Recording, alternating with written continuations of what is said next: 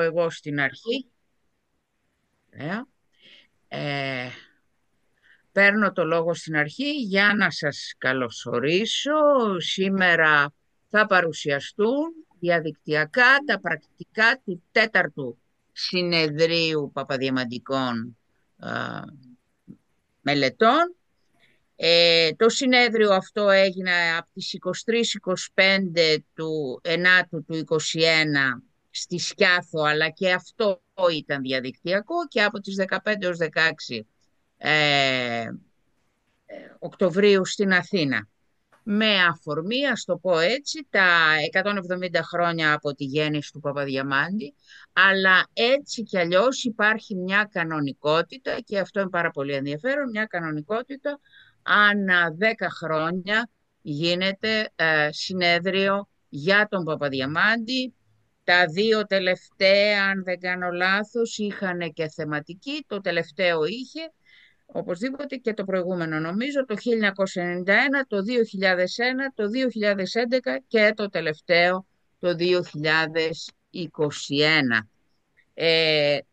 Ομιλητές στην απόψινή εκδήλωση θα είναι η κυρία Φαρίνου, που ήταν και πρόεδρος του Διοικητικού Συμβουλίου της εταιρείας στο διάστημα εκείνο, επομένως είχε και το βάρος, ένα ποικίλων ειδών βάρος. Μιλάω και για τα οικονομικά και τα οργανωτικά και τα επιστημονικά για την οργάνωση αυτού του συνεδρίου. Θα μιλήσει ο κύριος Κωνσταντίνος Κυριακός, καθηγητής Ιστορίας του Θεάτρου και του Ελληνικού Κινηματογράφου από το Πανεπιστήμιο Πατρών.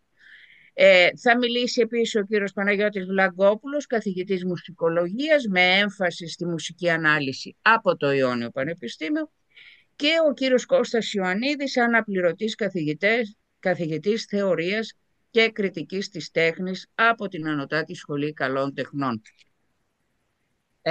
Όπως γνωρίζετε, το συνέδριό μας αυτό είχε ένα ιδιαίτερο θέμα, ο Παπαδιαμάντης στη διαχρονία, ο Παπαδιαμάντης και η υποδοχή του από διάφορους λογοτέχνες αλλά και από διαφορετικές τέχνες, γεγονός που κάνει πολύ ενδιαφέρον να παρίστανται οι υπεύθυνοι των ιδιαίτερων επιτροπών κατά επιστήμη και τέχνη, έτσι ώστε να μας μιλήσουν ο καθένας για την ιδιαίτερη θεματική ορισμένων από τις ανακοινώσεις.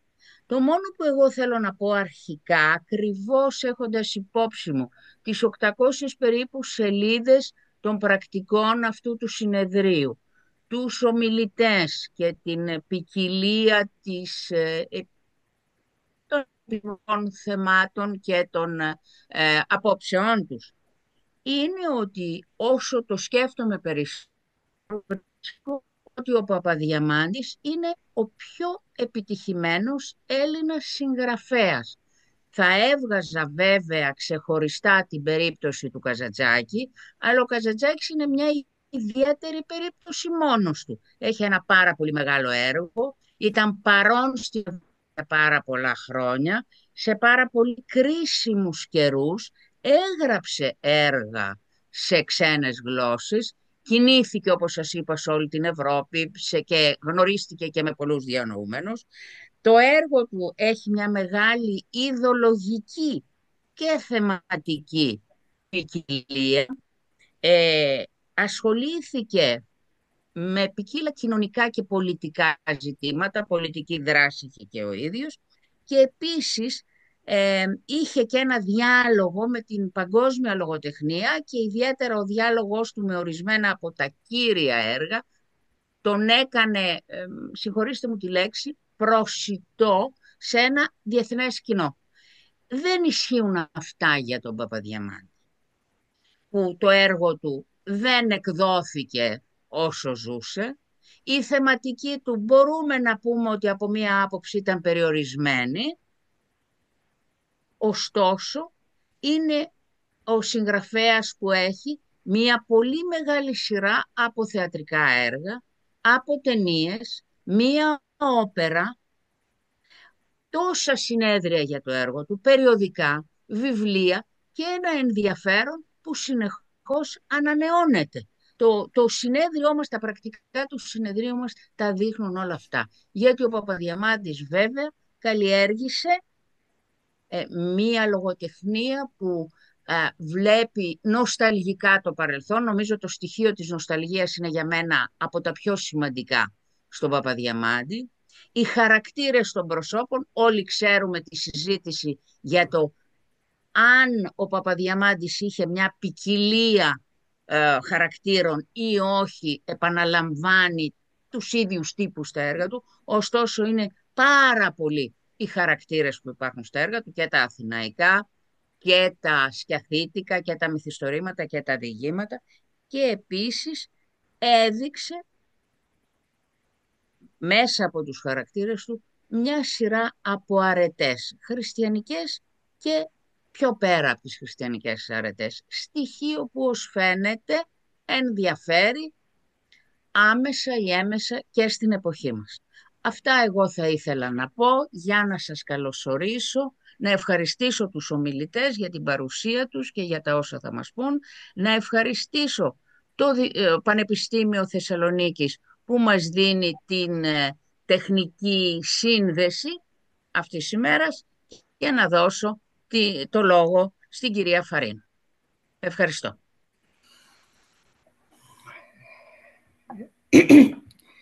Καλησπέρα και από μένα.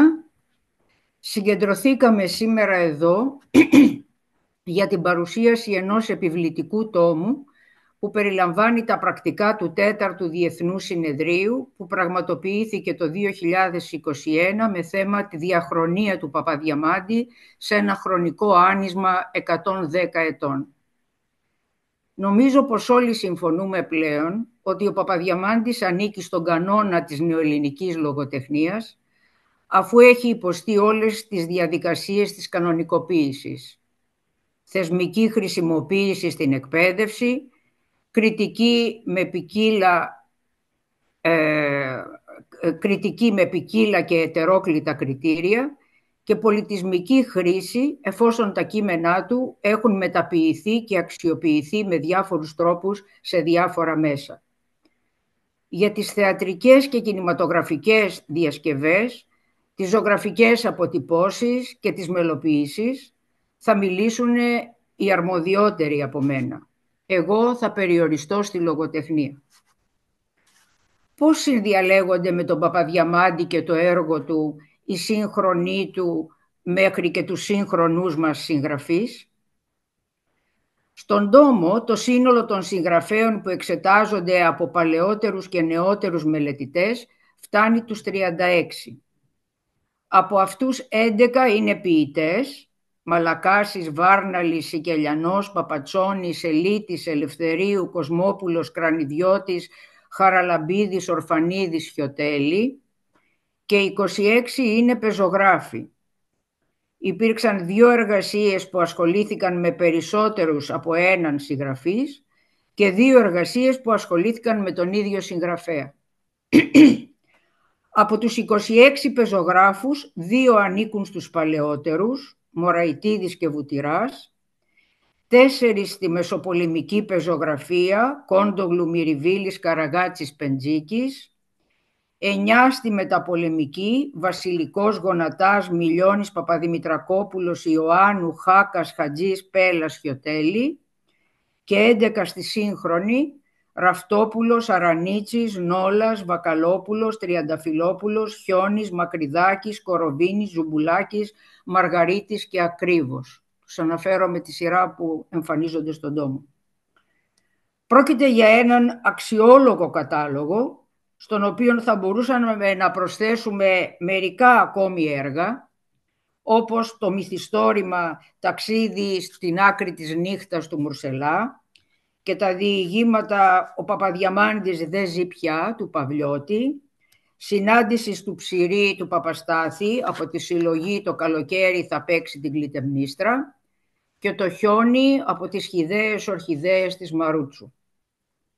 Καθώς και κάποια κείμενα τα οποία σύμφωνα με μελετητές όπως ο Προγκίδης δείχνουν ότι, παράθεμα, ο Παπαδιαμάντης έχει ριζώσει για τα καλά στη φαντασία πολλών συγκερινών συγγραφέων, ότι το έργο του συμμετέχει ενεργά στη σύγχρονη δημιουργία και τα παραδείγματά του είναι η καρδιά του λαγού της Βασιλικής Ηλιοπούλου, τα πλωτά νησιά του Μίγκα και το κρυπτόλεξο του Κοσμόπουλου. Όπως καταλαβαίνετε, επήγει να συγκροτηθεί μια σχετική βιβλιογραφία. Με βάση τα στοιχεία του παρόντος τόμου, μπορούν να συναχθούν ορισμένα πρώτα συμπεράσματα. Πρώτον, πύκνωση των κειμένων που συντηρούν έναν ανοιχτό διάλογο με το βίο και το έργο του συγγραφέα όσο περνούν τα χρόνια και ο Παπαδιαμάντης επιβάλλεται όλο και περισσότερο ως ένα από τα μεγαλύτερα μεγέθη της νεοελληνικής πεζογραφίας και όχι μόνο της ηθογραφίας, παραδείγματος χάρη. Δεύτερο, η πλειονότητα των ποιητών και των πεζογράφων που έχουν γράψει για τον Παπαδιαμάντη έχουν και κριτική ή μεταφραστική σχέση με αυτόν. Σχεδόν όλοι έχουν γράψει μεγαλύτερα ή μικρότερα δοκίμια για το συγγραφέα, αρκετά υπομορφή βιβλίου, παραδείγματος χάρη Ζουμπουλάκης, έχουν συγκροτήσει ανθολογίες ακρίβως, έχουν μεταγλωτήσει διηγήματα του Παπαδιαμάντη, Χιωτέλη, έχουν εκπονήσει ακόμη και διδακτορική διατριβή, Μαργαρίτης. Κορύφωση αποτελεί βέβαια ο Νι Δέλτα Τριανταφυλόπουλος, ο εκδότης του Παπαδιαμάντη και συστηματικός μελετητής του, ο οποίος έχει συνθέσει και ποιητικά και πεζά κείμενα που εντάσσονται σε όλες τις κατηγορίες στις οποίες θα αναφερθούμε στη συνέχεια. Μπορούμε κάπως συνοπτικά να πούμε ότι σχεδόν όλοι οι παραπάνω έχουν ερμηνεύσει τον Παπαδιαμάντη στις εργασίες τους και έχουν προβάλει την ερμηνεία τους στη λογοτεχνική παραγωγή τους.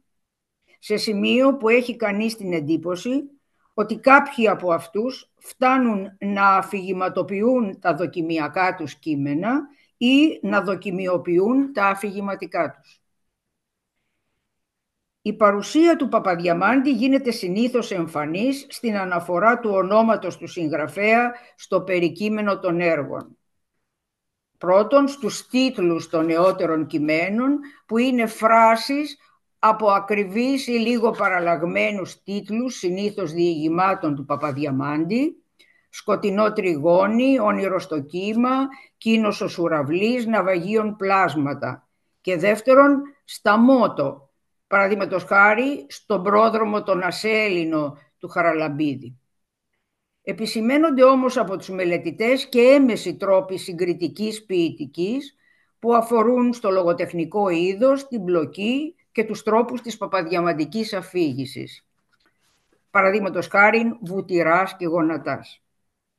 Χονδρικά θα έλεγα ότι δύο είναι οι κατηγορίες στις οποίες ανήκουν τα ποιητικά ή πεζά κείμενα των συγγραφέων που διαλέγονται με τον Παπαδιαμάντη.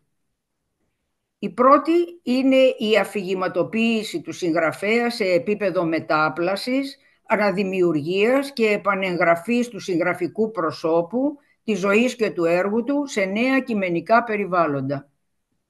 Ο Παπαδιαμάντης, ιδιόρυθμος χαρακτήρας, φτωχός, ασκητικός, πράος, φίλος των κατατρεγμένων, άπραγος, αδέξιος, αλλά και οξύθυμος, ακατάδεκτος, με επίγνωση της καλλιτεχνικής του αξίας. Έζησε μια αντισυμβατική ζωή με επιλογές που δεν επιτρέπουν μία ερμηνεία, αλλά εξαρτώνται από την ιδεολογική, αισθητική ή θεολογική τοποθέτηση των νεότερων δημιουργών. Πολύ νωρίς γίνεται λογοτεχνικός χαρακτήρας. Πρόκειται για αφηγήσεις συγγραφέων που τον γνώρισαν, Μωραϊτίδης, Μαλακάσης, Βάρναλης, οι οποίοι με την ιδιότητα του αυτόπτη μάρτυρα φίλου κατοχυρώνουν τη δική τους παρουσία και αξία στο πλευρό ενός μεγάλου συγγραφέα. Τα ποίηματα ή τα πεζά που ακολουθούν επικεντρώνονται σε κάποιο από τα χαρακτηριστικά που ανέφερα, Σικελιανός, Ελευθερίου, προκειμένου να δώσουν την αντίστοιχη εικόνα της περιθωριοποιημένης ζωής και ή της αγιότητας ή προεκτείνουν το δημιουργικό όραμα και τις λογοτεχνικές θέσεις του νεότερου συγγραφέα, προκειμένου να ερμηνεύσουν αναλόγως τον Παπαδιαμάντη και να τον καταστήσουν λογοτεχνικό τους πρόγονο, όπως παραδείγματος χάρη ο Ιωάννου. Τελευταία, έχουμε αφηγήσεις με τη μορφή της βιομυθιστορίας ή της μυθοπλασίας του συγγραφέα, γραμμένης με τον τρόπο της αυτοβιογραφικής αφήγησης, Κοροβίνης και Ακρίβος. Στην περίπτωση αυτή, ο Παπαδιαμάντης συγκροτείται μέσω της ερμηνευτικής προσέγγισης του έργου του και ιδίως των θεωρούμενων αυτοβιογραφικών διηγημάτων με θέμα τον ανεκπλήρωτο έρωτα ή τη σχέση έρωτα και αμαρτίας. Αρκετά αφηγήματα και ποίηματα αναφέρονται στις τελευταίες ώρες του Παπαδιαμάντη. Κοσμόπουλος, Κοροβίνης, Τριανταφυλόπουλος. Είναι γνωστό ότι η αφήγηση του τέλους στη βιογραφία νοηματοδοτεί τη ζωή στο σύνολό της. Οπότε, στην περίπτωσή μας, είτε ολοκληρώνει μια ζωή στενά συνδεδεμένη με την Εκκλησία, πεθαίνει ψέλνοντας, είτε συνδεδεμένη με τη λογοτεχνική δημιουργία. Ο Παπαδιαμάντης πεθαίνει εν το μέσο των ηρώων, τους οποίους έχει δημιουργήσει. Σε μεταμοντέρνα πλαίσια μάλιστα, οι ήρωες ασκούν κριτική στο έργο που τους αφορά.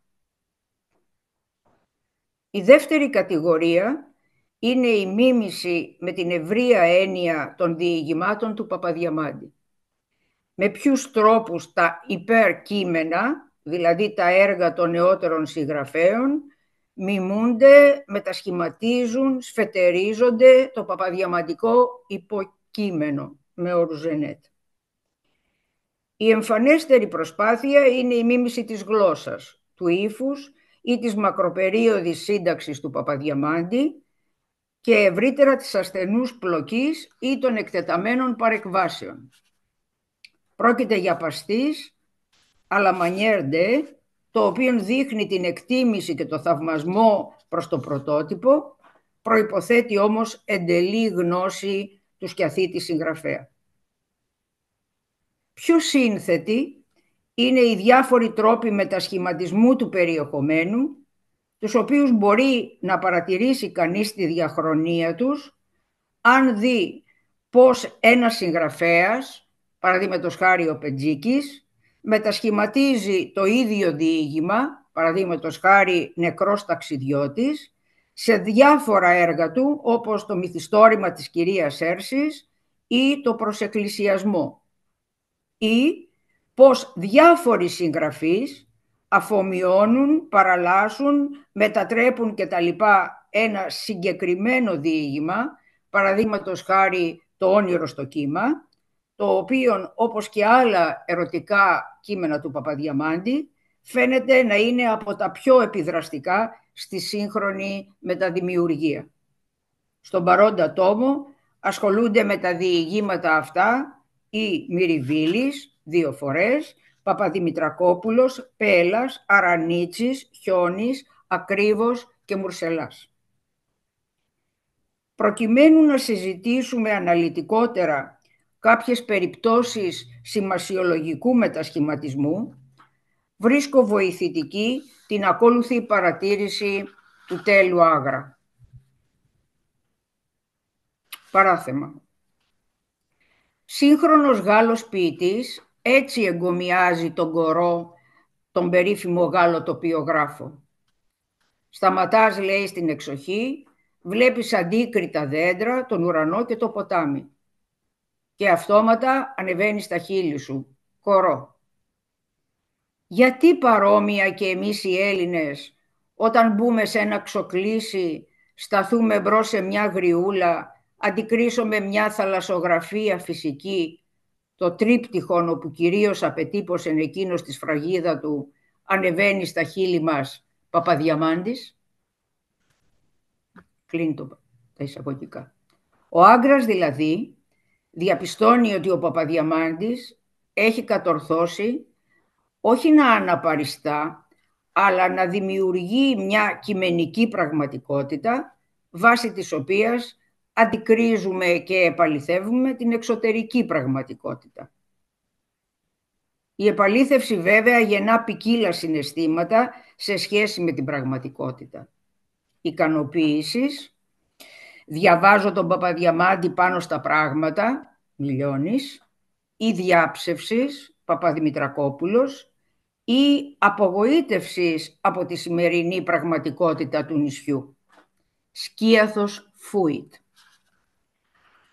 Αν το Ξοκλήσι παραπέμπει στις λατρευτικές συνάξεις της μικρής κοινότητας, η Γριούλα στους αγαθούς και ταπεινούς ήρωες και ιδιαίτερα στις ηρωίδες που αναδέχονται καρτερικά τα χωρίς τελειωμό βάσανα και τους καημούς του κόσμου, και η θαλασσογραφία στην νησιωτική φύση, αυτό που ο Καρκαβίτσας ονόμασε σκιάθο του Παπαδιαμάντη σε αντίστοιξη με τη σκιάθο του Θεού, και αν σε αυτά προσθέσουμε τη φιλάνθρωπη στάση του συγγραφέα απέναντί τους, τότε νομίζω πως έχουμε μια εικόνα του τι εστί ή τι θεωρείται Παπαδιαμάντης και πώς προσαρμόζεται μέσα στο χρόνο και τον τόπο των μεταγενέστερων πεζογράφων. Στη Λέσβο του Μυριβίλη, τη Θάσο του Βασιλικού, αλλά και στη νοσταλγία για το γενέθλιο τόπο, την Ήπειρο, τον Χατζή και Μιλιώνη, μετά τον πόλεμο και τον εμφύλιο, που καταλήγει στην αστικοποίηση και την ανθρώπινη μαναξιά που εκφράζεται και από το Χάκα. Όσον αφορά στη σύγχρονη πεζογραφία, ο Κούρτοβικ διαπιστώνει ότι συγγραφείς όπως η Δημητρίου, Μακρυδάκης, Βασιλική Πέτσα απομακρύνονται από τα κέντρα της σύγχρονης αστικής ζωής και προσεγγίζουν την τοπική κοινότητα, συνήθως τον τόπο της καταγωγής τους, ως θύλακες του αρχαίγονου και του ανέγκυχτου από την νεωτερικότητα. Και καταλήγει: θα μπορούσε κανείς να μιλήσει για παπαδιαμαντισμό. Εδώ το όνομα του συγγραφέα βλέπουμε ότι έχει εξελιχθεί σε λογοτεχνικό όρο, αν εκείνο που ενδιέφερε δεν ήταν τόσο η αρχαϊκή κοινότητα ως ενιαίο σώμα, αλλά μάλλον ατομικές στάσεις και συμπεριφορές που διατηρούν σε καθαρή μορφή το παραδοσιακό ήθος. Τέλος του παραθέματος. Αυτό κατά τη γνώμη μου συμβαίνει με το Χιώτη μοναχό του Μακρυδάκη, που αντιμέτωπος με το θάνατο διοχετεύει τη φροντίδα του στην επιβίωση των πλασμάτων του Θεού, στο ζώο, απέναντι στην κατεστημένη εκκλησία. Αν το καλοσκεφτούμε, την ίδια εικόνα προσπαθεί να ενεργοποιήσει ο Χρήστος Βακαλόπουλος σε ένα ακόμα νησί, την Πάτμο, όταν η νεαρή ηρωίδα του στο τέλος μιας πορείας αυτογνωσίας εγκαταλείπει τις ψευδοκατασκευές της παραισθητικής ζωής και της ψεύτικης ευημερίας και ανακαλύπτει μέσα από το Ξοκλήσι και τη θάλασσα τον ιερό χαρακτήρα της ανθρώπινης κατάστασης των πραγμάτων. Υπάρχουν και άλλοι τρόποι συνομιλίας στο διαφορετικό πολιτισμικό πλαίσιο κάθε εποχής. Αναφέρω μερικούς. Πρώτον, ο αφηγηματικός μετασχηματισμός γνωστών διηγημάτων, όπως η Φώνισσα ή ο αντίκτυπος του νου. Ενώ υπάρχουν τροποποιήσεις του χώρου, του χρόνου και του φύλου στο πρώτο ή της εθνικότητας στο δεύτερο, δεν αλλάζει το ιδεολογικό κίνητρο του φόνου στο πρώτο, στο Μαργαρίτη, ούτε η δυνατότητα συνύπαρξης στην ταβέρνα αλλοφύλων και αλλοθρήσκων στο δεύτερο, που συμβάλλει στην αποδοχή του άλλου. Κόντογλου. Δεύτερον, η ενασχόληση με σημερινά ζητήματα, όπως η μετανάστευση, το περιθώριο, η αναπηρία, τα οποία ανήκουν και στην παπαδιαμαντική θεματογραφία. Η χρήση παπαδιαμαντικών τίτλων, ονομάτων ηρώων, παραθεμάτων, ύφους, δίνουν στον αναγνώστη τη δυνατότητα να διαβάζει καλλιδοσκοπικά, με τη διαφορά να έγκυται στο τέλος. Ίσως ανοιχτό ή όχι ευτυχές στους νεότερους συγγραφείς, Νόλας και Αρανίτσης.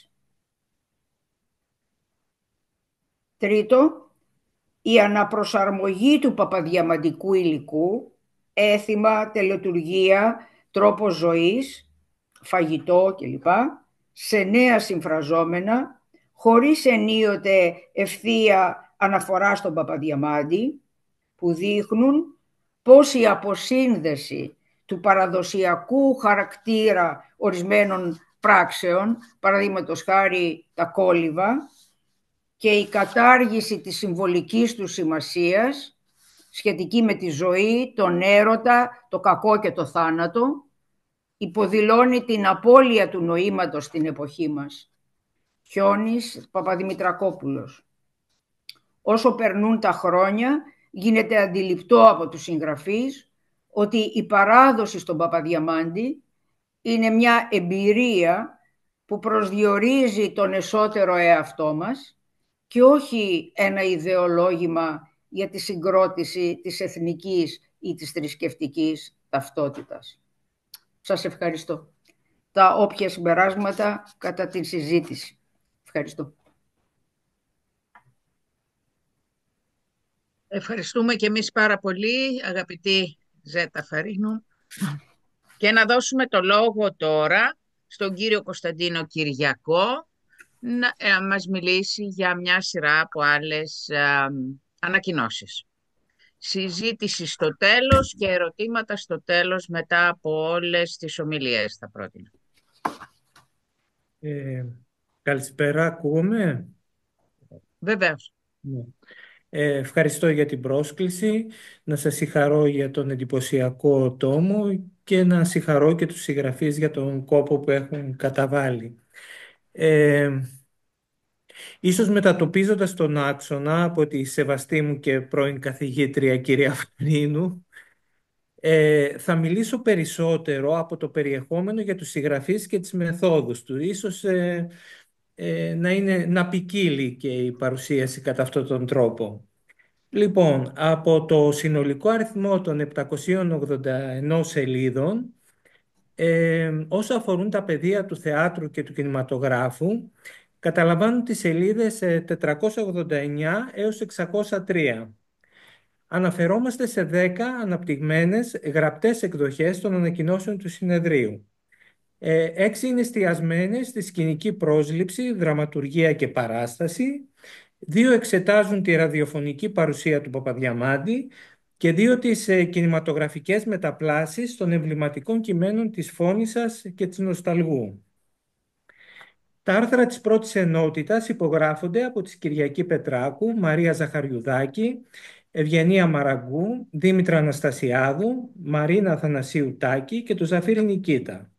Ο κινηματογράφος εκπροσωπείται από τα κείμενα του Γιάννη Βαγγελοκώστα και της Ασπασίας Μαρίας Αλεξίου και το ραδιόφωνο από τα άρθρα της Φιώνας Αντωνελάκη και της συνέργειας των Χρήστου Γούσιου, Δέσποινας Κλωνάρη, Αντιγόνης Ηλιάδου, Κατερίνας Καρπούζη, Μαρίας Μπαζιάκου και Χρύσας Πανταζή. Η ανάπτυξη των κειμένων είναι περίπου ισοσέλιδη. 3 από τα κείμενα τεκμηριώνονται με φωτογραφικό υλικό και γραφήματα πίνακες. Σύμφωνα με τα ποσοτικά κριτήρια, γίνεται λόγος για 3 ταινίες στηριγμένες σε κείμενα του Παπαδιαμάντη, διασκευές κειμένων του Παπαδιαμάντη, 15 παραστάσεις, ένα θεατρικό έργο, μία ηχοπεριεκτική προσέγγιση διηγήματος και καταλογογραφούνται 51 ραδιοφωνικές εκπομπές λόγου, αναγνώσεις και ραδιοφωνικές διασκευές των διηγημάτων του συγγραφέα, όχι αμιληταία εσοδεία. Τα επιχειρήματα τώρα των κειμένων οργανώνονται με άξονα πρώτον τις κειμενοκεντρικές προσεγγίσεις των παραστάσεων, τη συνομιλία των αρθρογράφων με τη συναφή βιβλιογραφία και την κατά περίπτωση εστίαση όπως αυτή προκατατίθεται στους τίτλους των άρθρων. Ποιες είναι τώρα αυτές οι εστιάσεις? Οι γυναικείες ταυτότητες, η σχέση του Παπαδιαμάντη με το αρχαίο δράμα, οι πολιτικές που αφορούν τη σκηνική παράδοση μιας χώρας, στην περίπτωσή μας της Κύπρου, τα πολιτισμικά περιβάλλοντα του ραδιοφώνου και του ελληνικού κινηματογράφου κατά συγκεκριμένες περιόδους, το ραδιόφωνο κατά τη δεκαετία του 50 και την ελληνική κινηματογραφία της πρώτης μεταπολίτευσης και της πρώτης μεταολυμπιακής περίοδου. Για λειτουργικούς λόγους και προκειμένου να οργανωθεί η συγκριτολογική μελέτη των θεαμάτων, επιλέγεται μία δεσπόζουσα που αναδεικνύεται και σε κεντρικό επιχείρημα των μελετητών, των αρθρογράφων. Για παράδειγμα, στο κείμενο της Μαραγκού, το ανθρώπινο σώμα μελετάται ως έγχορδο όργανο και η φωνητική μέθοδος της Γεμεντζάκη εδράζεται στην τονικότητα του σώματος και στην εκπαίδευση των ηχείων του. Είναι ο οπλισμός του ερμηνευτή για τη με μουσικότητα αφήγηση των κειμένων του Παπαδιαμάντη. Όποτε έχουμε συνεξέταση θεαμάτων, αυτή εδράζεται σε ιδεολογικές γυτνιάσεις ή αποκλίσεις. Για την εκ του σύνεγγυς παραστασιολογική μελέτη έχουν αξιοποιηθεί διαθέσιμα οπτικοακουστικά τεκμήρια και αυτό είναι σημαντικό. Και από την άλλη, στις εκτιμήσεις των μελετητών έχει συνυπολογιστεί η καλλιτεχνική προθετικότητα. Ορισμένα από τα κείμενα κομίζουν νέα στοιχεία ή επαναρχιοθετούν γνωστά δεδομένα της πρόσληψης του Παπαδιαμάντη. Και στις δύο περιπτώσεις αναφερόμαστε σε ευπρόσδεκτες επιστημονικές συνεισφορές.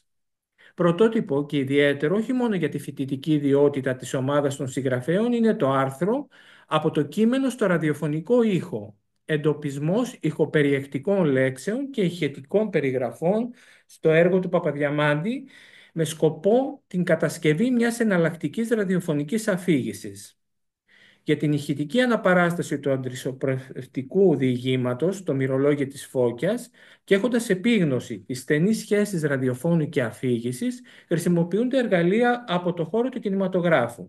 Το ηχητικό σενάριο με τη λεπτομερή του ανάπτυξη, άμεσα και έμεσα στοιχεία, διάλογος, φωνές και εφέ, εξελίσσεται με την επιτόπια έρευνα στη Σκιάθο, προκειμένου να οργανωθούν η ηχογεωγραφία και τα ιστορικά ηχοτοπία.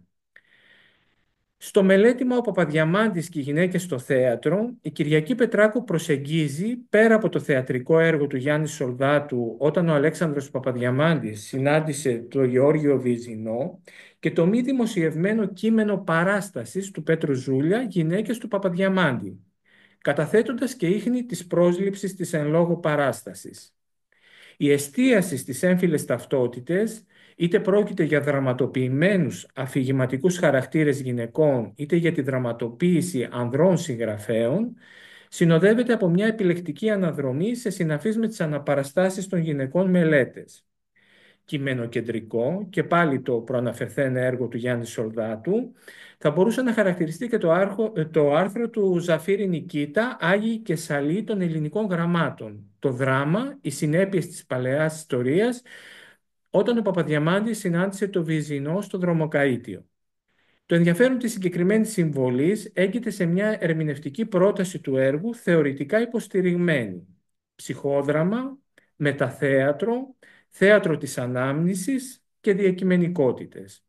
Ενώ το μελέτημα δεν αναφέρεται στο ανέβασμα του έργου από τον Γιώργο Αρμένη, εστιάζει, αξιοποιώντας θέσεις του Μπουρντιέ, στο πολιτισμικό κεφάλαιο Παπαδιαμάντη κατά την νευραλγική περίοδο μεταξύ Ολυμπιάδας 2004 και αναδυόμενης οικονομικής, πολιτικής και ηθικής κρίσης του 2009. Προφανώς οι παραστάσεις δεν δίνονται εν κενό και το μελέτημα μας το υποδεικνύει. Με ανάλογο τρόπο και το άρθρο του Γιάννη Βαγγελοκώστα, η Φραγκογιαννού ως αντικοινωνική επαναστάτρια στην αυγή της μεταπολίτευσης, η Φώνισσα 1974 του Κώστα Φέρη, εστιάζοντας σε μία και μόνο, σημαντική ωστόσο ταινία, επιχειρεί να επανασυγκειμενοποιήσει το κείμενο του Παπαδιαμάντη στα συμφραζόμενα της εποχής πρώτης προβολής της ταινίας. Συνομιλώντας με την προγενέστερη βιβλιογραφία για την ταινία, κάνει λόγο για ανοικιωτική εκδοχή του μύθου της Φραγκογιανούς και αποθεολογικοποίηση της Φώνισσας και συνολικά για μια παραγωγή που αντυχεί το αντιαυταρχικό κλίμα της πρώτης μεταπολιτευτικής περίοδου. Η έμφυλη διάσταση των προσεγγίσεων, για την οποία αναφέρθηκα παραπάνω, δεν αφορά μόνο τους δραματοποιημένους χαρακτήρες, αλλά και την καλλιτεχνική υπογραφή, τις γυναίκες σκηνοθέτηδες. Η Μύρκα Γεμεντζάκη, στο κείμενο της Ευγενίας Μαραγκού, από τη φεύγουσα κόρη στους θαλασσινούς έρωτες, το σύμπαν του Παπαδιαμάντη στο θέατρο μέσα από το βλέμμα της σκηνοθέτηδος Μύρκας Γεμεντζάκη, η Μαρία Φραγκή, στο κείμενο της Μαρίας Ζαχαριουδάκη πριν από τη Φώνισσα, το γυναικείο σύμπαν του Παπαδιαμάντη στο θέατρο, η Ασπασία Μαρία Αλεξίου συνεξετάζει 2 ταινίες με γυναικεία υπογραφή. Την Νοσταλγό της Ελένης Αλεξανδράκη και το φιλμ «Κι αν φύγω θα ξανάρθω» της Δώρας Μασκλαβάνου, ανιχνεύοντας τις ενθέσεις και τις μετακινήσεις σε τόπο και χρόνο της 20σέλιδης Νοσταλγού του Παπαδιαμάντη σε ένα κείμενο που επιγράφεται «Το παράδοξον τούτο ταξίδιον», η φυγή της Νοσταλγού στον 21ο αιώνα. Στην επιχειρηματολογία του κειμένου της Δήμητρας Αναστασιάδου, στοιχεία αρχαίου δράματος στις θεατρικές παραστάσεις έργων του Αλέξανδρου Παπαδιαμάντη, αξιοποιούνται απόψεις 2 γυναικών, της Νικόλ Ορό και της Μάργαρετ Αλεξίου, αναφορικά με τη γυναίκα ως ετερότητα στην πόλη και ως επιτελεστικό όν που διαρριγνύει την ιστορικότητά της μέσα από τελετουργίες, μυθικές καταβολές, τραγικές αφηγήσεις, αλλά και το θρήνο.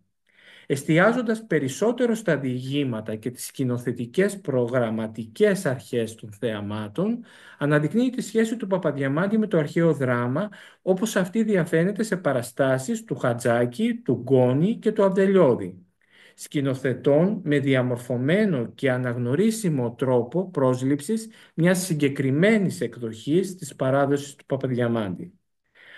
Από την περιγραφή των παραστάσεων στο άρθρο της Μαρίνας Αθανασίου Τάκη, η παρουσία του Αλέξανδρου Παπαδιαμάντη στο Κυπριακό Θέατρο, συμπεραίνουμε ότι και στην Κύπρο μεταφέρονται με παρόμοιους τρόπους τα ίδια δημοφιλή διηγήματα σε συνθέσεις με άλλα λογοτεχνικά κείμενα ή αυτοδύναμα. Αν στο προηγούμενο κείμενο η εστίαση είναι εντοπισμένη σε ένα συγκεκριμένο θεατρικό περιβάλλον και τους όρους παραγωγής των θεαμάτων, στο κείμενο της Φιώνας Αντωνελάκη «Λαϊκή επιμόρφωση και η οικιακή ψυχαγωγία», ο Παπαδιαμάντης στο κρατικό ραδιόφωνο της δεκαετίας του 50, περνάμε σε ένα άλλο μέσο, το ραδιόφωνο.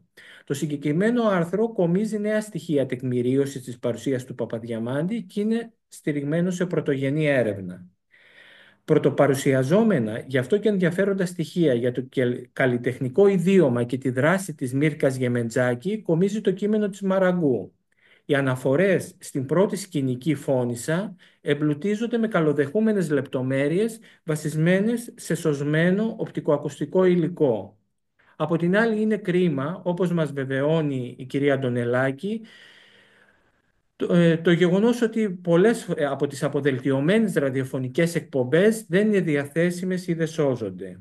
Οι βιντεοσκοπημένες ή ψηφιοποιημένες εκδοχές των παραστάσεων, διαφορετικές βέβαια από το ίδιο το πρωτογενές σκηνικό θέαμα, εργαλειοποιούνται αποτελεσματικά από την κυρία Ζαχαριουδάκη στην περιγραφή της παράστασης πριν από τη Φώνισσα, στη δραματουργία και σκηνοθεσία Μαρίας Φραγκή.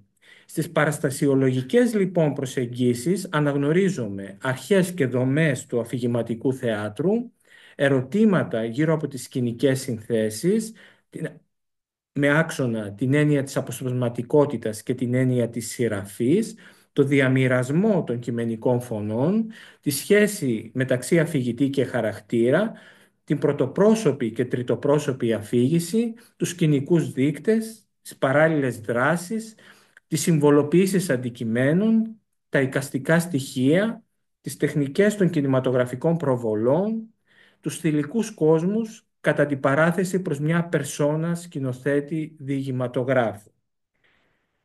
Και θα κλείσω, ελπίζοντας να μην σας έχω κουράσει, κάνοντας 3 προτάσεις για μελλοντικές μελέτες στα πεδία του θεάτρου και του κινηματογράφου. Πέρα από τις θηλυκότητες υπάρχουν και αρενοπότητες, Και αυτό είναι ένα αδιερεύνητο επιστημονικό πεδίο. Για παράδειγμα, τα ρόδινα κρογιάλια του Ευθύμη Χατζή, στο συσχετισμό του με τον πεζογραφικό κόσμο του Τσέχοφ, θυμίζω το «Για τον έρωτα», «Για την αγάπη», μια αντίστοιχη τριλογία, και με την κινηματογραφική απόδοση. Η δεύτερη αφορά τη συνεξέταση της ελληνικής παράδοσης της υποκριτικής τέχνης και του Star System σε σχέση με τους μεταπλασμένους σκηνικά και κινηματογραφικά χαρακτήρες του Παπαδιαμάντη. Ένα παράδειγμα που θα μπορούσε να είχε προκύψει και από τα κείμενα, μια σύγκριση των αφηγήσεων της Κατίνας Παξινού και της Σαφός Νοταρά. Το τελευταίο. Πέρα από τις διασκευές των κειμένων του Παπαδιαμάντη, και αφού κατακτήσαμε την απεμπλοκή από τη δυναστεία του έργου πηγή, μπορούμε να αναζητήσουμε τους απόϊχους του πνεύματος του Παπαδιαμάντη, κάτι τέτοιο το είπε πριν και η κυρία Φαρίνου, στον ελληνικό κινηματογράφο.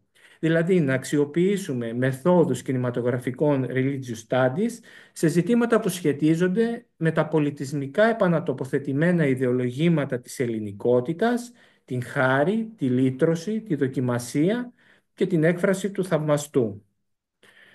Ευχαριστώ.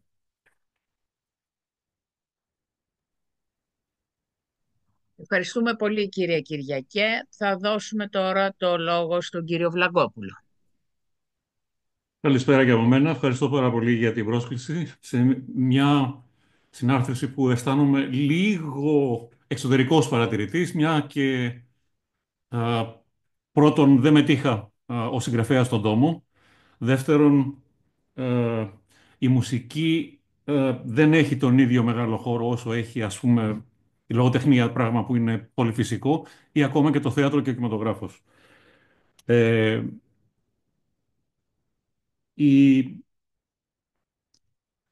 Τα κείμενα που συμπεριλαμβάνονται σε αυτόν τον πράγματι εντυπωσιακό τόμο, για να ξαναπιάσω μία κουβέντα που ακούστηκε πριν, βρίσκονται στο δεύτερο μέρος του τόμου και αφορούν τα άρθρα της Πολίνας Σταμπακάκη με τίτλο «Χαρτογραφώντας τη μουσική διαχρονία του Παπαδιαμάντη, ερευνητικά ζητούμενα και ο Μάνος Χατζηδάκης», της Αγγελικής Κορδέλου «Από το διήγημα στην όπερα, ξαναγράφοντας τη φώνησα του Παπαδιαμάντη με έμφαση στο παιδί», και του Ηλία Χρυσοχοΐδη, αν δεν κάνω λάθος είναι το μόνο αγγλόφωνο κείμενο στον τόμο, το οποίο εκφέρει τον τίτλο «Παπαδιαμάντης and the Symphonic Idiom στο Χριστό στο Κάστρο», by Νίκολας Αστρενίδης. Λοιπόν, το ενδιαφέρον βέβαια είναι ότι η μουσική είναι παρούσα, αν όχι σε άλλους τίτλους, είναι παρούσα σε διάφορα σημεία στα κείμενα, σε πολλά από αυτά που ήδη ακούστηκαν, σχολιάστηκαν και παρουσιάστηκαν, όπως ας πούμε στο κείμενο για τη Μαρία Γεμετζάκη, για το θέατρο στην Κύπρο,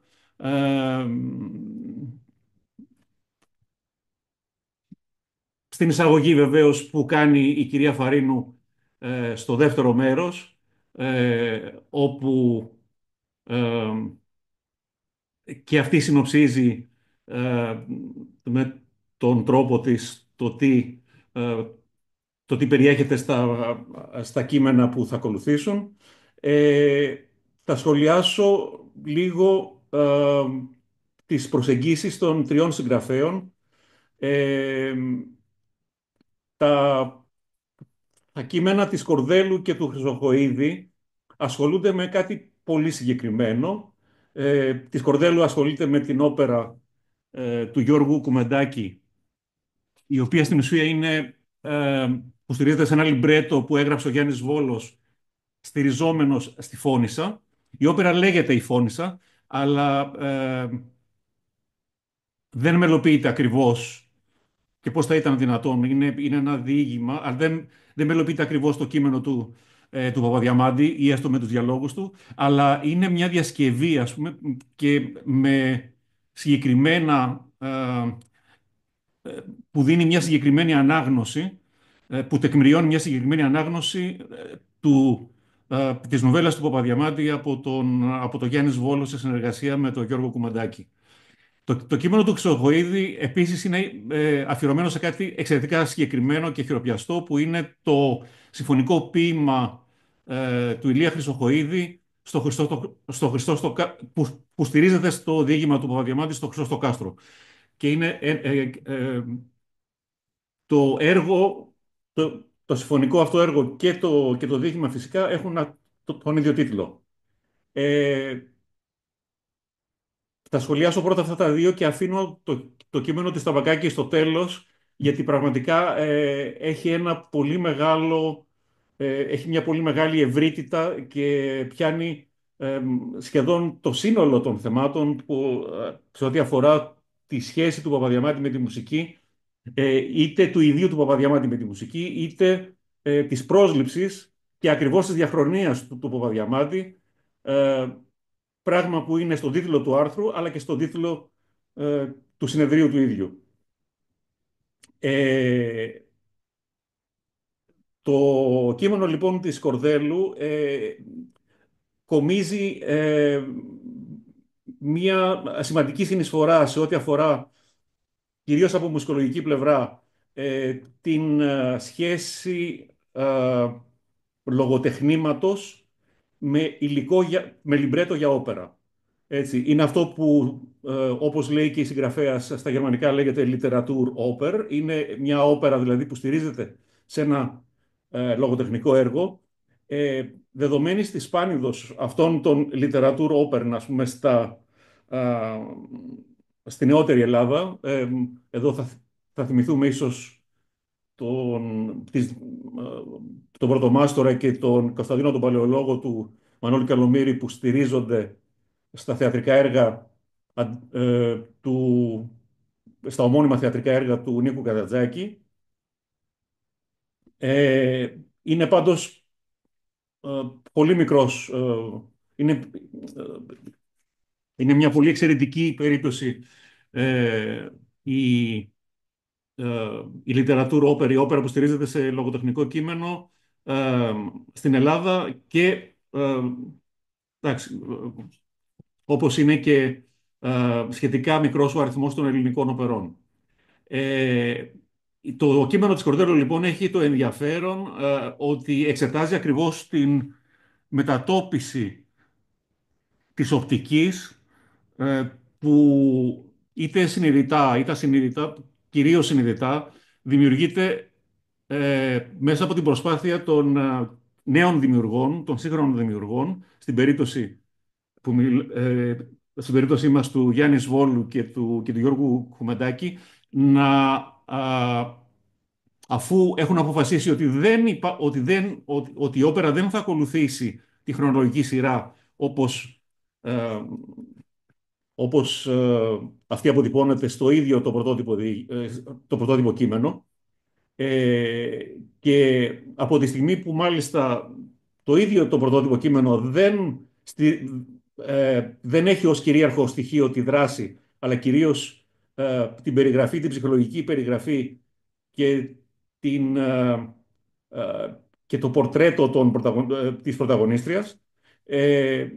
Το βάρος λοιπόν αποφασίζουν οι σύγχρονοι συνεργάτες να μεταθέσουν αυτό το βάρος και το μεταθέτουν ακριβώς στην παρουσία των παιδιών και στο πώς αυτό το στοιχείο της χοροδίας των παιδιών, δανειζόμενο στοιχεία από το χορό του αρχαίου δράματος,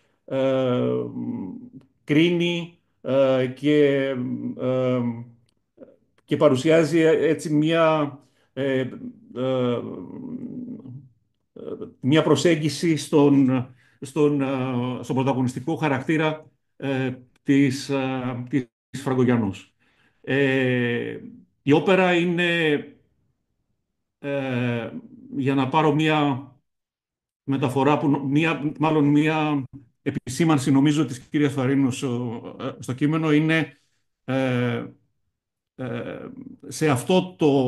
ως προς αυτό προσφέρθηκε στη φαντασία του Κουμεντάκη, στο γεγονός ότι η ίδια είναι πολυφωνική, ε, με την παχτηνική έννοια, και αυτή την πολυφωνικότητα, δηλαδή το γεγονός ότι, ότι τα πρόσωπα στην νουβέλα παρουσιάζονται το καθένα με τη δική του φωνή και η νουβέλα έχει μία ασυνέχεια η οποία στηρίζεται ακριβώς στην εναλλαγή αυτών των φωνών. Αυτό αποτέλεσε για τον Κομμεντάκη μία συνθετική πρόκληση και μία αφορμή για να φτιάξει ένα παλήμψη στο μουσικό, στο οποίο αναμειγνύει στοιχεία της σύγχρονης μουσικής γλώσσας, της προσωπικής του μουσικής γλώσσας, της βυζαντινής μουσικής, των ισοκρατημάτων, αλλά επίσης και ε, ε, τεκμηριώνοντας, ας πούμε, τον μεταμοντερνισμό του, βάζει μέσα και αποσπάσματα από ένα διάσημο έργο της μουσικής φιλολογίας, της μουσικής του 20ου αιώνα, στο οποίο το θέμα είναι ο θρήνος για το θάνατο των παιδιών, και αναφέρομαι στα τραγούδια για τα νεκρά παιδιά του Γκούσταβ Μάλερ. Το κείμενο του Χρυσοχοΐδη έχει την ιδιαιτερότητα ότι στην ουσία καταλήγει στο συμπέρασμα ότι ο Αστρινίδης επιχείρησε ε, έβαλε στον εαυτό του ένα καθήκον που ήταν αδύνατο να εκπληρώσει. Το λέω με δικά μου λόγια, στα ελληνικά βέβαια, γιατί εγώ αυτό καταλαβαίνω από την παρουσίασή του και από το γεγονός ότι γράφει για για το incompatibility of such an undertaking, έτσι το γράφει ακριβώς, για την ασυμβατότητα μεταξύ του ύφους και του κόσμου, όχι στενά τεχνικά του ύφους, αλλά γενικότερα του κόσμου του Παπαδιαμάντη, του παπαδιαμαντικού κόσμου και του κόσμου της δυτικής συμφωνικής μουσικής. Ο Αστρινίδης, για όσους δεν έχουν ακούσει ξανά το όνομά του, ένας συνθέτης που γεννήθηκε στη Βαλκανική Διασπορά, θα λέγαμε, και έζησε από το 1921 μέχρι το 2010, δραστηριοποιούμενος κυρίως στη Θεσσαλονίκη. Ακολούθησε ένα προσωπικό και θα λέγαμε αναχωρητικό μονοπάτι σε ό,τι αφορά την μουσική σύνδεση, μιας και επέλεξε να γράφει, να συνεχίσει να γράφει, να συνεχίσει να καλλιεργεί ένα ύφος και μια μουσική γλώσσα η οποία ήταν νεκρή, τουλάχιστον τα χρόνια που αυτός έγραφε. Η γλώσσα του είναι τονική, είναι επηρεασμένη από τη μεγάλη συμφωνική παράδοση της Κεντρικής Ευρώπης, με πολλά στοιχεία από το γαλλικό ιμπρεσιονισμό, μιας και είχε σπουδάσει στο Παρίσι, στην περίφημη Σκόλα Καντόρουμ, και για να το πω λίγο υπερβολικά, έγραψε ένα έργο συμφωνικής μουσικής επάνω σε ένα από τα πιο σε ένα από τα διηγήματα που αναδεικνύουν εντελώς την ορθόδοξη, πνευματικότητα του Παπαδιαμάντη, με έναν τρόπο ο οποίος λες και αγνοούσε εντελώς αυτό το στοιχείο, δηλαδή την ανατολικότητα, αν θέλετε, του Παπαδιαμάντη. Το αποτέλεσμα έχει ένα μουσικό ενδιαφέρον ή δεν έχει. Αυτό που έχει σημασία είναι ότι και ο ίδιος ο Χρυσοχοΐδης, ο οποίος είναι ο εμβριθέστερος και ο αναλυτικότερος μελετητής του συγκεκριμένου συνθέτη, μιας και εκεί έχει αφιερώσει ένα μεγάλο μέρος από τις εργασίες του, τις επιστημονικές, ε, με κατάλογο έργων κτλ. Και με σειρά άρθρων και μονογραφιών. Ε, και ο ίδιος λοιπόν ο Ξοχοίδης ε, παραδέχεται στο τέλος ότι πρώτον η πολυπλοκότητα και η εξζήτηση της συμφωνικής γλώσσας είναι αντίθετες με τον κόσμο του Παπαδιαμάντη, της απλής ζωής και των καθημερινών χαρακτήρων, της περιγραφικής παρά δραματικής αναπαράστασης, για να καταλήξει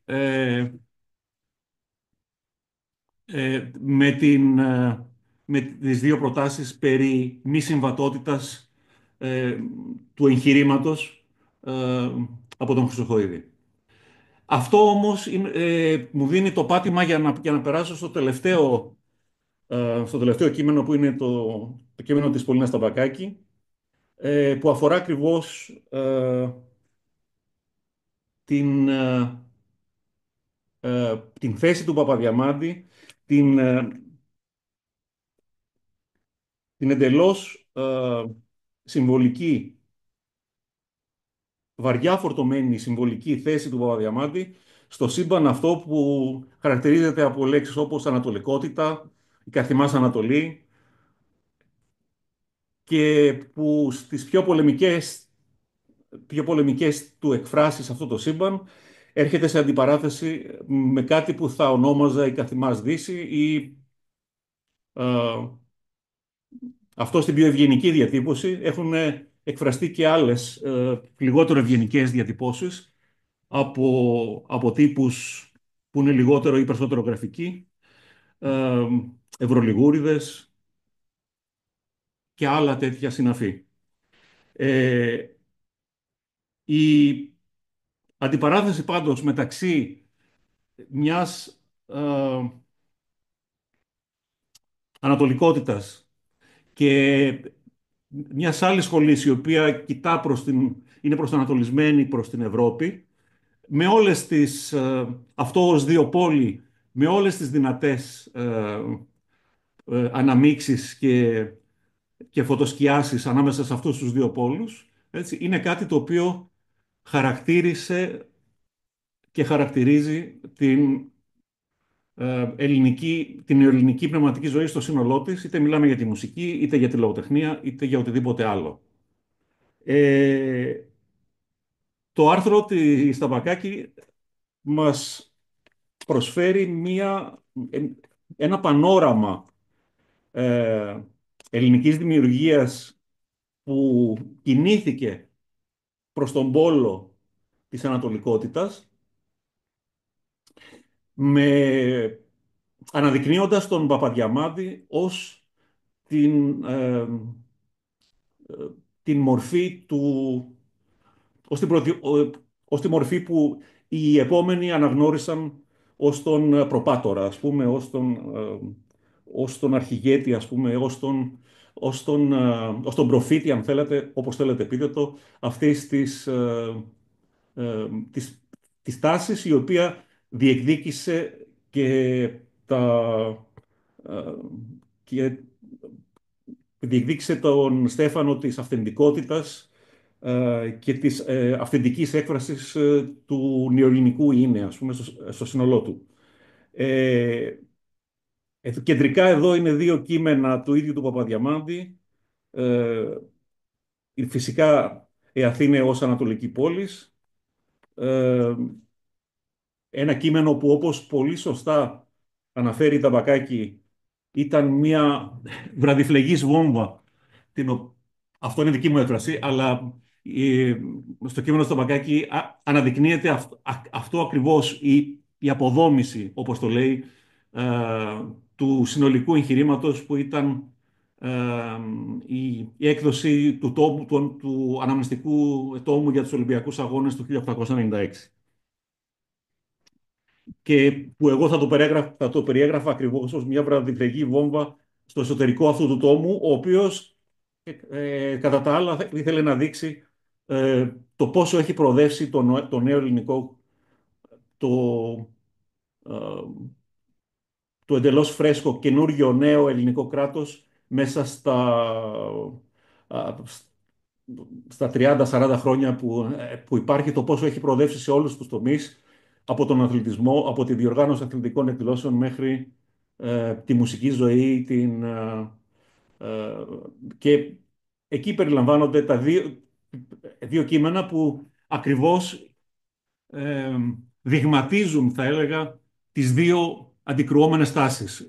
Το κείμενο του Παπαδιαμάντη, «Η Αθήνα ως Ανατολική Πόλης», το οποίο συνομιλεί βεβαίως, όπως επίσης τονίζει η Ταμπακάκη, με τον Δερβίση, με τον, α, με τον ξεπεσμένο Δερβίση, και από την άλλη το κείμενο του Γεωργίου Τσοκόπουλου, ο οποίος είναι γνωστός για το ενδιαφέρον του για τα μουσικά πράγματα, και το οποίο βέβαια κοιτάει προς τη Δύση και προς μία άλλη, προς την κατεύθυνση του ευρωπαϊκού εξυγχρονισμού, ας πούμε, ο οποίος θα πρέπει να συμπεριλάβει και τη μουσική ζωή. Ε, στο άρθρο, α, στο άρθρο παρουσιάζεται ένα πανόραμα, θα έλεγα, ε, Ελλήνων δημιουργών που, σε ό,τι αφορά την πρόσληψη, η οποία είναι και το βασικό θέμα, το βασικό θέμα του άρθρου, η διαχρονία δηλαδή,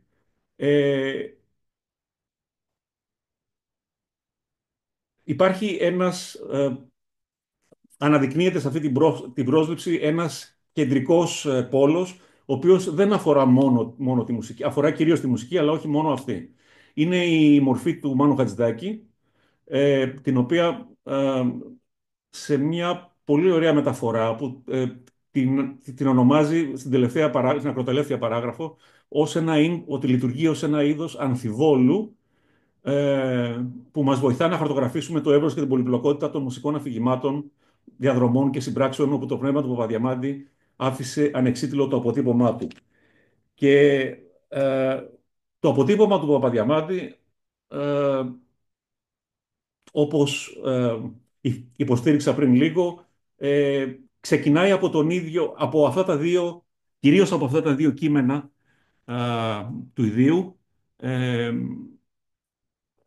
στα οποία βέβαια αναφέρεται η Ταμπακάκη, μιας και στο άρθρο συμπεριλαμβάνει και τις ρηματικές αναφορές, τις ρητές αναφορές του Παπαδιαμάντη στη μουσική, αλλά κυρίως στέκεται, και αυτό θεωρεί, και νομίζω ότι σωστά θεωρεί πιο σημαντικό, το αποτύπωμα του Παπαδιαμάντη, ακόμα και εκεί που οι δημιουργοί της πρόσληψης δεν αναφέρονται στο όνομά του, ή αναφέρονται υπενικτικά, ή αναφέρονται σε τίτλους του, ή αναφέρονται σε λέξεις, σε αντικείμενα, σε πράγματα, σε καταστάσεις, σε ατμόσφαιρες, σε τοπία, σε πρόσωπα που αμέσως ανακαλούν στο μυαλό του αναγνώστη ή του ακροατή το παπαδιαμαντικό σύμπαν.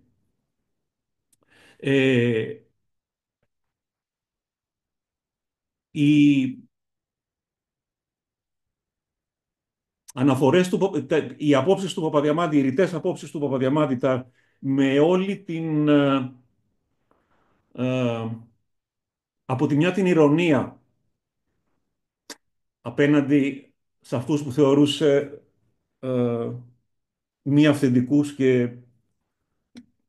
και πυθικίζοντες τη μοντερνιστική Δύση, ας πούμε. Λοιπόν, από τη μια η ηρωνία του, από την άλλη η εδραία του πεποίθηση και η σταθερότητα της προσήλωσής του ε, σε αυτό που όπως υπάρχει ε, στο επίγραμμα που προηγείται του άρθρου της Ταμπακάκη, στο χόρδισμα του ανθρώπου και όχι στο χόρδισμα των οργάνων, και η ευνοϊκή του στάση απέναντι στην Ανατολή και στην Ανατολικότητα είναι στην πηγή όλων αυτών των ε, ακόλουθων στάσεων που είναι κυρίαρχες, θα έλεγα, στην ελληνική πολιτιστική ζωή.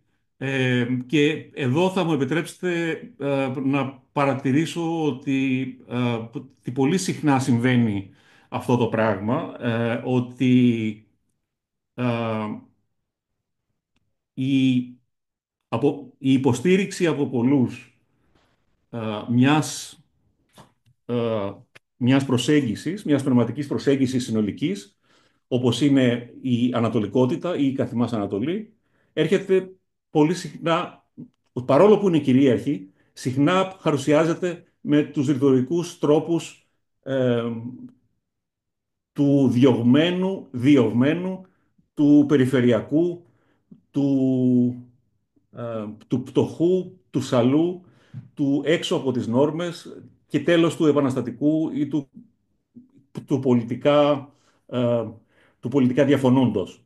Ε, έτσι έχει γίνει πολλές φορές και με το θέμα της ανατολικότητας, παρόλο που η γνώμη μου είναι και μπορεί να είναι αντικείμενο συζήτησης αυτό, δεν ξέρω, ότι η, ε, υποσ- η θέση ότι η Ελλάδα ανήκει στην Ανατολή και όχι στη Δύση είναι η κυρίαρχη θέση σε ό,τι αφορά τους Έλληνες δημιουργούς και κυρίως τους Έλληνες δημιουργούς που αποτελούν το mainstream, θα λέγαμε, στην ελληνική πολιτιστική ζωή, δηλαδή τους δημιουργούς που υπηρέτησαν αυτό που συλλήβδιν ονομάζεται έντεχνο λαϊκό τραγούδι. Ε, Κλείνω εδώ πέρα, σταματάω. Είναι ένα θέμα επειδή είναι ένα θέμα για το οποίο θα μπορούσα να μιλάω ώρες και ανοίγει ε, πάρα πολλές πόρτες και παράθυρα. Ε, το αφήνω αυτό για τυχόν μετέπειτα συζητήσεις. Απλώς ε, να κλείσω με το ότι η διαφορά αυτού του άρθρου από τα υπόλοιπα δύο είναι ακριβώς αυτή ότι προσπαθεί να δώσει μια όσο γίνεται πιο συνεκτική, συνολική ή μάλλον μια πιο συνολική εικόνα για μια σειρά από ερωτήματα που αφορούν τα δύο θέματα Παπαδιαμάντης και μουσική. Ε, το όλον οργανώνεται γύρω από τη μορφή του Χατζηδάκη, με τον οποίο συνδέονται όλοι οι άλλοι δημιουργοί οι οποίοι αναφέρονται. Έτσι, από τον Κάρολο Κούν, τον Τζαρούχη, τον Γκάτσο, τον Θοδωράκη, ε, τον Μπαστιά, ε, και τον Διονύση Σαββόπουλο στο τέλος, για τον οποίο επίσης φαίνεται ότι ο Παπαδιαμάντης αποτελεί μια κεντρική αναφορά και νομίζω ότι αυτή είναι και η μεγαλύτερη συνεισφορά του άρθρου, ότι μας δίνει ότι φαίνεται ανάγλυφη πια η κυρίαρχη κεντρική θέση του Παπαδιαμάντη στο κεντρικό αφήγημα της ανατολικότητας στον χώρο της μουσικής, που είναι η κεντρική ε, mainstream αντίληψη για την νεοελληνική μουσική. Ευχαριστώ. Ευχαριστούμε και εμείς πάρα πολύ, κύριε Βλαγκόπουλε. Θέσατε ορισμένα ζητήματα και μακάρι να υπάρξουν ερωτήσεις και συζήτηση και στα όσα μας είπατε και στα όσα είπε ο κύριος Κυριακός προηγουμένως και η κυρία Φαρίνου. Να περάσουμε όμως τώρα στον κύριο Κωνσταντίνο Ιωαννίδη για τη δική του συνεισφορά στην παρουσίαση των πρακτικών. Καλησπέρα και από μένα. Μ' ακούτε καλά? Ναι, ναι. Ωραία. Ευχαριστώ. Ευχαριστώ καταρχάς για αυτή την πρόσκληση. Θα προσπαθήσω να μην σας κουράσω πολύ. Ελπίζω να σας κουράσω λίγο, το οποίο είναι αναπόφευκτο. Είναι και τέτοια η ώρα. Θα υποφεληθώ επίσης από τη θέση μου ως τελευταίο εδώ πέρα στο πάνελ για να κάνω κάτι σαν έτσι συνολική παρουσίαση, δηλαδή να κάνω κάποιες συνολικές διαπιστώσεις ξεφεύγοντας από το στενό πεδίο της άμεσης εποπτείας και αρμοδιότητάς μου, θα το έθετα έτσι. Κατά κάποιο τρόπο θα ξεκινήσω με τη συζήτηση, θα συνοψίσω κάπως τη συζήτηση με την οποία ξεκινήσαμε off the record στην αρχή της απόψινής βραδιάς. Παρατηρώ λοιπόν ότι τα πρακτικά των 4 συνεδρίων για τον Παπαδιαμάντη αριθμούν πλέον πολύ πάνω από 3.000 σελίδες, τουλάχιστον πρόχειρα έτσι τα μέτρησα, μπορείτε να με διορθώσετε. Ευπρόσδεκτη διόρθωση. Είναι 3.000, μπορεί να είναι και 4.000 σελίδες άμεσα προσβάσιμες στους ενδιαφερόμενους, στους μελετητές. Κανένας λοιπόν ή καμία δεν μπορεί να πει πλέον ότι δεν είχε πρόσβαση.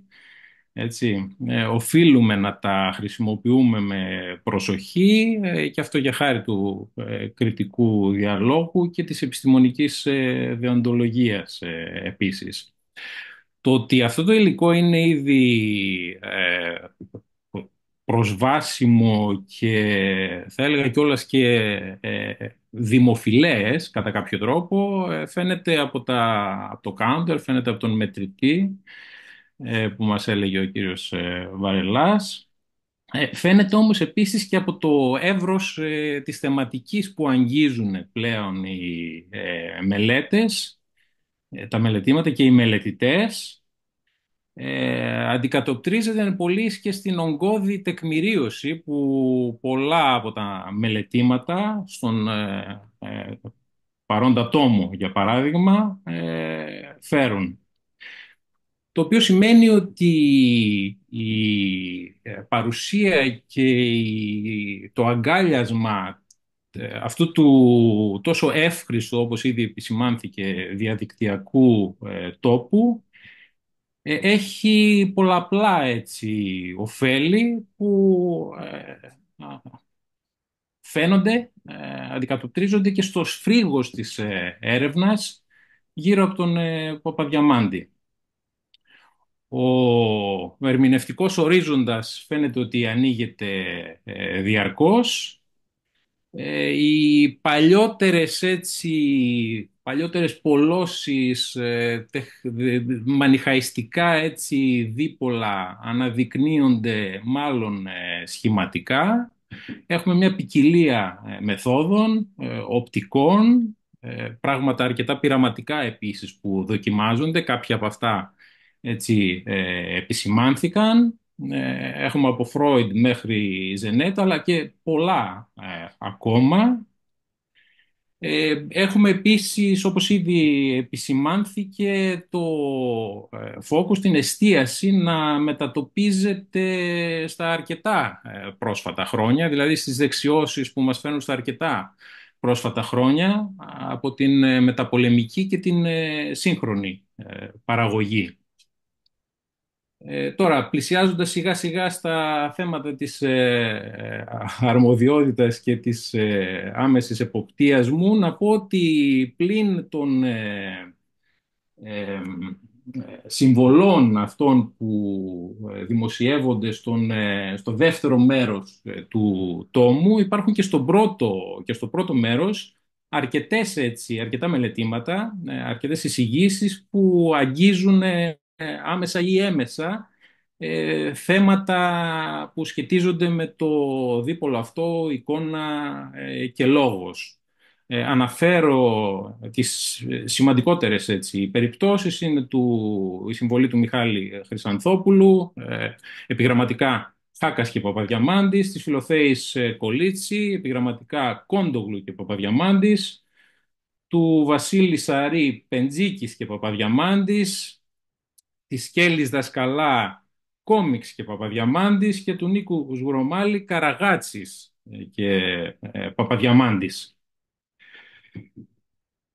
Τώρα, από εκεί και πέρα, φτάνοντας πλέον στο δεύτερο μέρος, τα περιεχόμενα του δευτέρου μέρους του τόμου, στο οποίο μέρος εντάσσονται και τα εικαστικά. Να πω ότι για τα εικαστικά ειδικά υπάρχουν 9 δημοσιευμένες συμβολές. Ξεχωρίζω από αυτές γιατί είναι κάτι που διαφέρει, είναι μια δουλειά πολύ σημαντική, μια δουλειά υποδομής της Λαμπρινής Τριανταφυλοπούλου, με το τίτλο «Η συμβολή στην εικονογραφία του Παπαδιαμάντη» από το 1896 έως το 1960. Είναι μια καταγραφή υποδομής, πολύ σημαντική, επαναλαμβάνω, για να πατήσουμε κάπου και να συνεχίσουμε, και στην οποία, αν μη τι άλλο, προκύπτει ότι πάρα πολλοί γνωστοί καλλιτέχνες ασχολήθηκαν είτε με το πρόσωπο είτε με την εικονογράφηση έργων του Παπαδιαμάντη, με αφετηρία πάντα βέβαια τις γνωστές φωτογραφίες Χατζόπουλου Νιρβάνα. Ονόματα καλλιτεχνών που θα μπορούσαν να αναφερθούν είναι του Προσαλέντη, του Φρίξου Αριστέως, της Θάλιας Φλωρά Καραβία, του Περικλή Βυζάντιου, του Φώτη Κόντογλου, της Ελέσης Πολυχρονιάδη, του Μινού Αργυράκη και άλλων και άλλων.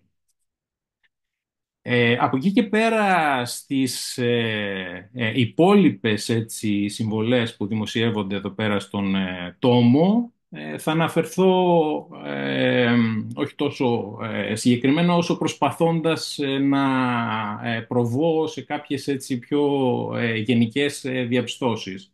Να ξεκινήσω από αυτό που ανέφερα πριν, ότι η σχέση των εικαστικών με τον Παπαδιαμάντη και αντίστοιχα η σχέση αυτών που μελετούν τους εικαστικούς που ασχολήθηκαν με τον Παπαδιαμάντη έχει να κάνει ή βρίσκει, ας πούμε, τα κομβικά της σημεία στο πώς αντιμετωπίζουν το πρόσωπό του με βάση, επαναλαμβάνω, τις φωτογραφίες, και πώς αντιμετωπίζουν το έργο του. Σε σχέση με το πρώτο, μπορούμε εύκολα να διαπιστώσουμε ήδη από την καταγραφή της Τριανταφυλοπούλου και ήδη από τις εικόνες που περιέχονται εκεί, ότι ειδικά ως προς το πώς αντιμετωπίζουν οι εικαστικοί καλλιτέχνες το πρόσωπό του, πολλοί καλλιτέχνες αισθάνθηκαν έτσι ελεύθεροι να τον αποτυπώσουν απέχοντας πολύ από τη φωτογραφία, υιοθετώντας για παράδειγμα βυζαντινούς τρόπους, υιοθετώντας πιο προσωπικό στυλ κοντά στο δικό τους ή κοντά σε αυτό που θεωρούν ότι είναι του Παπαδιαμάντη, κοντά στο ύφος που θα θεωρούσαν ότι τέριαζε σε αυτόν. Από εκεί και πέρα στην εικονογράφηση έργων του Παπαδιαμάντη, σε αυτό στέκεται μεταξύ άλλων η Κωνσταντίνα Ντακόλια στη δικιά της συμβολή που αναφέρεται στον Φρίξο Αριστέα ως εικονογράφο του Παπαδιαμάντη. Εκεί πέρα, τουλάχιστον μέχρι τα πρόσφατα χρόνια, οι καλλιτέχνες εικονογράφοι ήταν μάλλον αρκετά συντηρητικοί. Δεν έχουμε προσπάθειες να αναχθεί η εικονογράφηση στο ύφος του δημιουργού ή σε αυτό που εκλαμβάνουν ως ύφος του δημιουργού. Κινούνται περισσότερο, θα λέγαμε, σε ρεαλιστικά μονοπάτια. Εδώ ρεαλισμό, με τον όρο ρεαλισμό εννοώ εικαστικά μονοπάτια τα οποία ανάγονται πίσω σε καθιερωμένους τύπους της δυτικής ζωγραφικής από την αναγέννηση και μετά μέχρι και τα ρεύματα του τέλους έως τα τέλη του 19ου αιώνα. Να πω παρεμπιπτόντως ότι, όπως φαίνεται και στις επόμενες συμβολές, οι απλοϊκές, οι αρκετά απλοϊκές, να μην είμαι τόσο αυστηρός, σχηματοποιήσεις που φέρνουν τον Παπαδιαμάντη κοντά στη φλαμανδική ζωγραφική ή κοντά στον εμπρεσιονισμό ή κοντά στο ρεαλισμό, η κοντά στη Βυζαντινή ή μια βυζαντινότροπη ζωγραφική, σταδιακά υποχωρούν και πηγαίνουμε προς την μελέτη άλλων έτσι, πραγμάτων, πιο πολύπλοκων θα λέγαμε ζητημάτων, που μπορούν επίσης και να τεκμηριωθούν καλύτερα από το να πεις απλώς ότι μου θυμίζει έναν Φλαμανδό ή μου θυμίζει ιμπρεσιονισμό για κάποιο λόγο. Αυτές είναι μάλλον, έτσι θα έλεγα, ιμπρεσιονιστικές επίσης τοποθετήσεις. Με τα εργαλεία της σύγχρονης θεωρίας τοποθετούνται ζητήματα όπως η διαμεσικότητα, όπως τα όρια της σύγκρισης, αλληλοπεριχωρήσεις ανάμεσα στα διάφορα μέσα, και όλα αυτά με έτσι, έναν αρκετά συστηματικό τρόπο.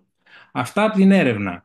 Στο πεδίο τώρα της εικαστικής παραγωγής, αυτό που μας δείχνουν οι επόμενες, έτσι, ενώ μετά της Κωνσταντίνας Δακόλια, συμβολές στον τόμο του Δημήτρη Βλαχοδήμου για την παρουσία του Παπαδιαμάντη στο έργο του Εγκονόπουλου, της γραμμένης Ελένης Πουρνή, εικονογραφίες διοικημάτων του Παπαδιαμάντη σε παιδικά, έτσι, στην παιδική λογοτεχνία, των Καλογύρου και Οικονομοπούλου, της Βαρβάρας Ρούσου και της Νάηρας Στεργίου και της Στέλλας Χαχάλη, αλλά και της Πόλης Χατζημανολάκη στο τέλος. Όλα αυτά που δείχνουν, δηλαδή, αυτό που δείχνουν οι συγκεκριμένες συμβολές στον τόμο είναι ότι ξεκινώντας από τον Εγκονόπουλο, δηλαδή από τη δεκαετία του 50 χονδρικά, και φτάνοντας μέχρι τα πολύ πρόσφατα χρόνια και το διαδίκτυο πλέον ως μέσο, στην περίπτωση του Γιώργου Κόρδη, με τα ανοιχτά εικαστικά του ημερολόγια, οι καλλιτέχνες πλέον αισθάνονται πολύ πιο ελεύθεροι να αγγίξουν το παπαδιαμαντικό κείμενο, χωρίς να το εικονογραφούν με τη συμβατική έννοια.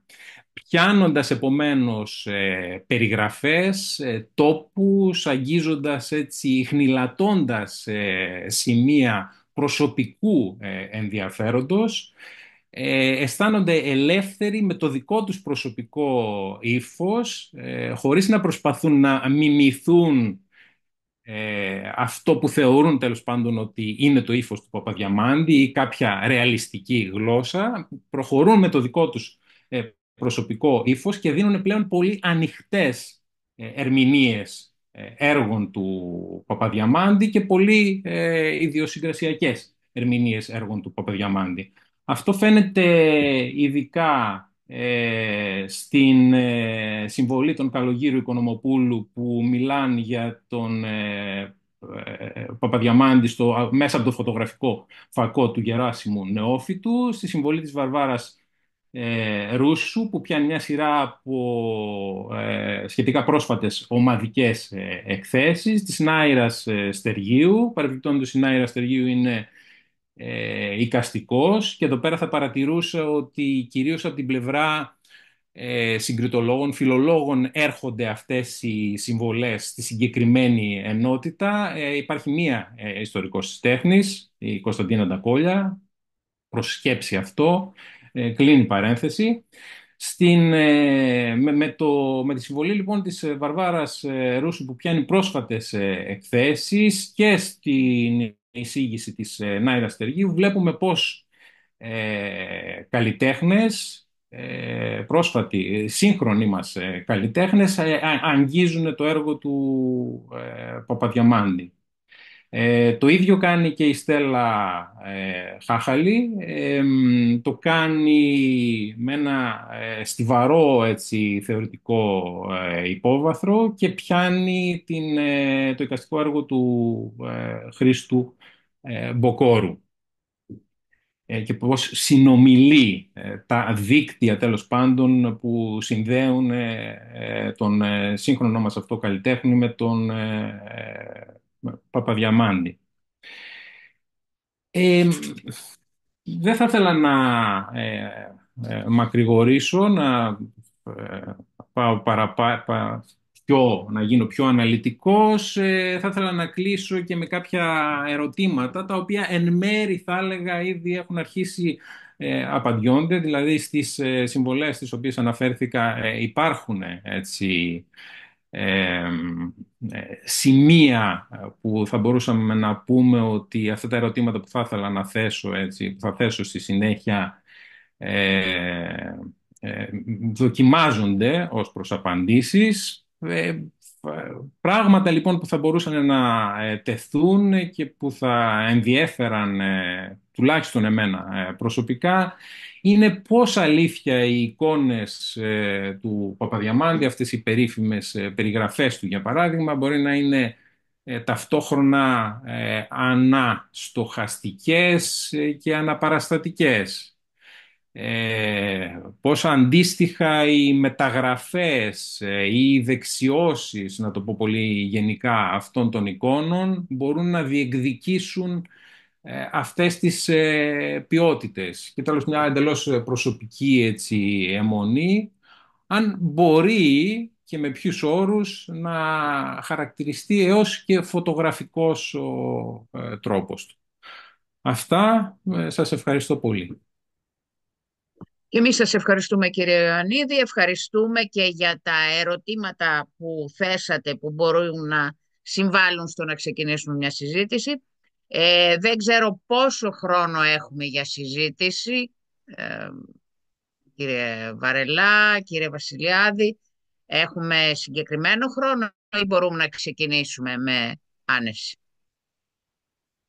Τεχνικά, αν σε αυτό στοχεύει η ερώτηση, δεν τεχνικά. έχουμε κανέναν περιορισμό. Μπορούμε μέχρι εξαντλήσεως της αντοχής και της υπομονής όλων ημών. Εντάξει, δεν θα την εξαντλήσουμε. Ωστόσο, έχουμε τη δυνατότητα να κάνουμε μια ωραία συζήτηση. Ποιος θα ήθελε να αρχίσει? Εγώ περιορίζομαι στο να ευχαριστήσω και πάλι όλους τους ομιλητές. Δεν θα άρχιζα εγώ μια συζήτηση. Κυρία Πρόεδρε, εγώ θα χρειαστεί να φύγω γιατί είμαι στο κάμπους του Πανεπιστημίου και υπάρχει κάποιο πρόβλημα. Οπότε, αν υπάρχει κάτι που θα μπορούσα να συνεισφέρω στη συζήτηση, θα προτιμούσα να γίνει τώρα. Ναι, θα μπορούσαμε να ξεκινήσουμε από εσάς αν υπάρχει κάποια ή κάποιες ερωτήσεις. Ίσως να βάλετε ένα μήνυμα απλώς με το όνομά σας για να σας δώσω το λόγο, γιατί δεν βλέπω βέβαια όλους, ή να σηκώσετε το χέρι κατά τον τρόπο του διαδικτύου και του Zoom.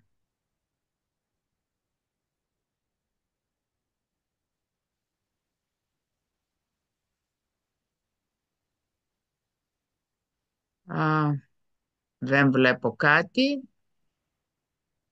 Ωραία, μπορεί να προκύψει όταν θα επανασυνδεθώ μαζί σας φεύγοντας από εδώ και βρεθώ σε ένα πιο φιλικό χώρο. Εντάξει. Καλώς, Λοιπόν, ευχαριστώ. ευχαριστούμε πάρα πολύ, κυρία Κυριακέ, και σύντομα να βρεθείτε σε φιλικό χώρο. Οκ, ευχαριστώ. Παρακαλώ. Γεια σας. Γεια σας. Λοιπόν,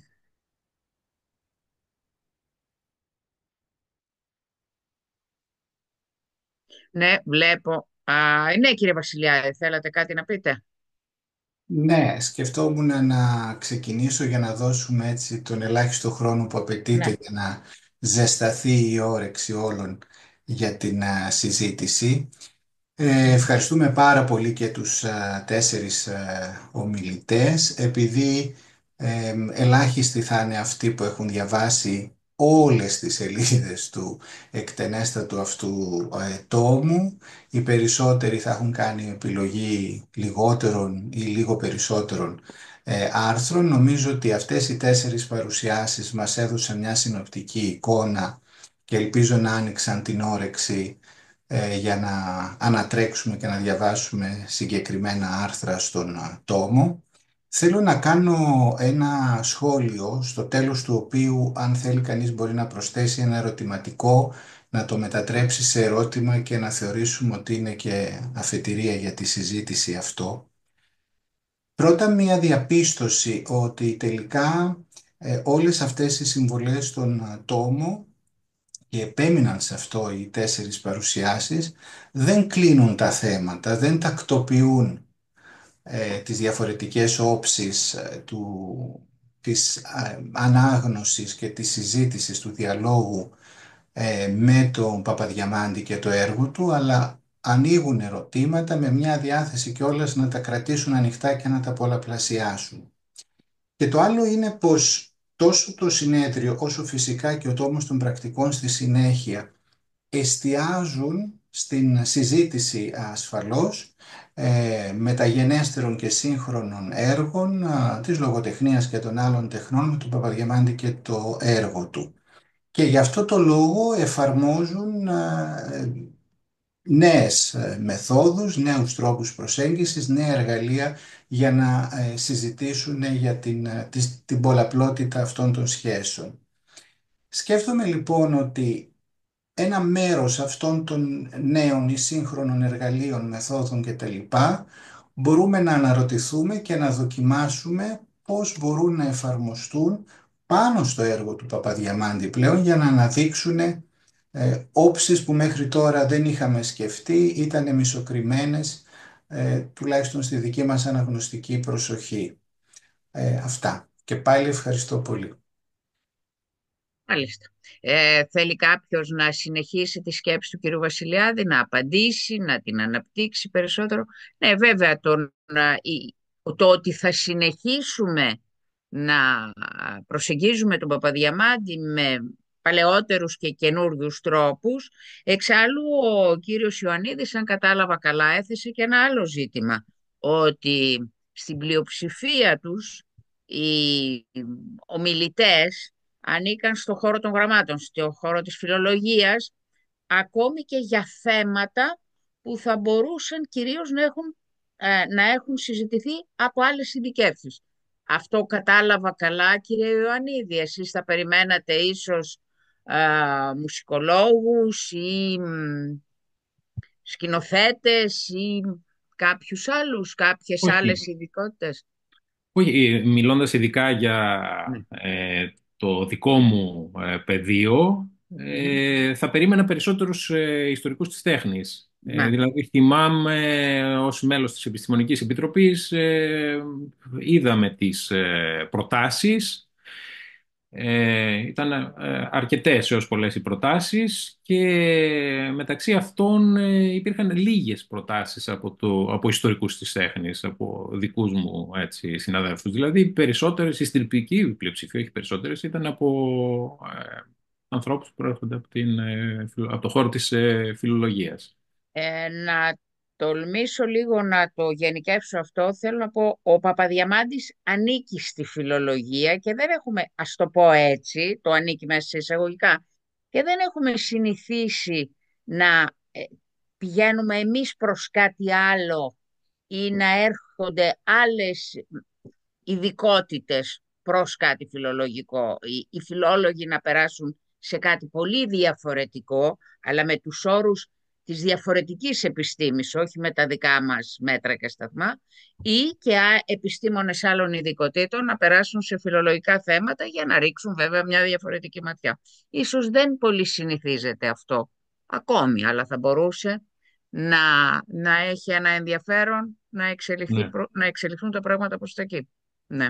Καθώς θα απαντήσω ως εξής, καθώς ειδικά στην περίπτωση του Παπαδιαμάντη το θέμα των σχέσεων εικόνας και λόγου έχει ανοιχτεί εδώ και αρκετά χρόνια, αυτός είναι ο λόγος που θα περίμενα τα όρια πλέον να είναι πιο πορώδη. Σε αυτό έχετε δίκιο, απλώς σας εκθέτω τον λόγο που θα περίμενα περισσότεροι ιστορικοί της τέχνης να δείξουν μεγαλύτερο ενθουσιασμό, έτσι, να πάνε να κατευθυνθούν προς αυτή την πλευρά. Ωραία. Μπορεί αυτό να συμβεί στο μέλλον και όχι σε ένα μακρινό μέλλον, αλλά σύντομα. Τουλάχιστον τον ίδιο ενθουσιασμό που βλέπω από την πλευρά των φιλολόγων, που πολλές φορές εκκινούν μεν από τον Παπαδιαμάντη, αλλά ανοίγονται έτσι αρκετά και προς πιο ειδικά ζητήματα που έχουν να κάνουν με την ιστορία της τέχνης. Μάλιστα. Ωραία. Κάποια άλλη ερώτηση, σχόλιο, παρατήρηση? Ερή, μια Ναι. συμπληρωματική σε αυτό που είπες πριν, το ήθελα να το ρωτήσω και στον Κωνσταντίνο Κυριακό, αλλά έφυγε. Στους ειδικούς των εικαστικών, της μουσικής και του θεάτρου και του κινηματογράφου που είναι από τώρα. Επειδή, όπως είπε πολύ σωστά ο κύριος Ιωαννίδης, αυτό που βλέπουμε στον τόμο είναι η επιλογή από προτάσεις που έγιναν κατά τη διάρκεια της πρόσκλησης και της επιλογής και της αξιολόγησης των προτάσεων. Κρίνετε εσείς ως μελετητής των εικαστικών, κύριε Ιωαννίδη, και εσείς, κύριε Βλαγκόπουλο, ως ειδικός στη μουσική, ότι υπάρχουν σημαντικές ελλείψεις στον τόμο, δηλαδή ζητήματα που πρέπει να μελετηθούν σε ό,τι αφορά την επίδραση του Παπαδιαμάντη στη μουσική, σε μουσικούς ή σε εικαστικούς που λείπουν από τον τόμο και θα μπορούσε να είναι και θέματα που θα αξίζει να μελετηθούν στο μέλλον από ειδικότερους. Ο κύριος Βλαγκόπουλος ενδεχομένως πρώτος να μην φαίνεται μονοπολό, τέλος πάντων. Ναι.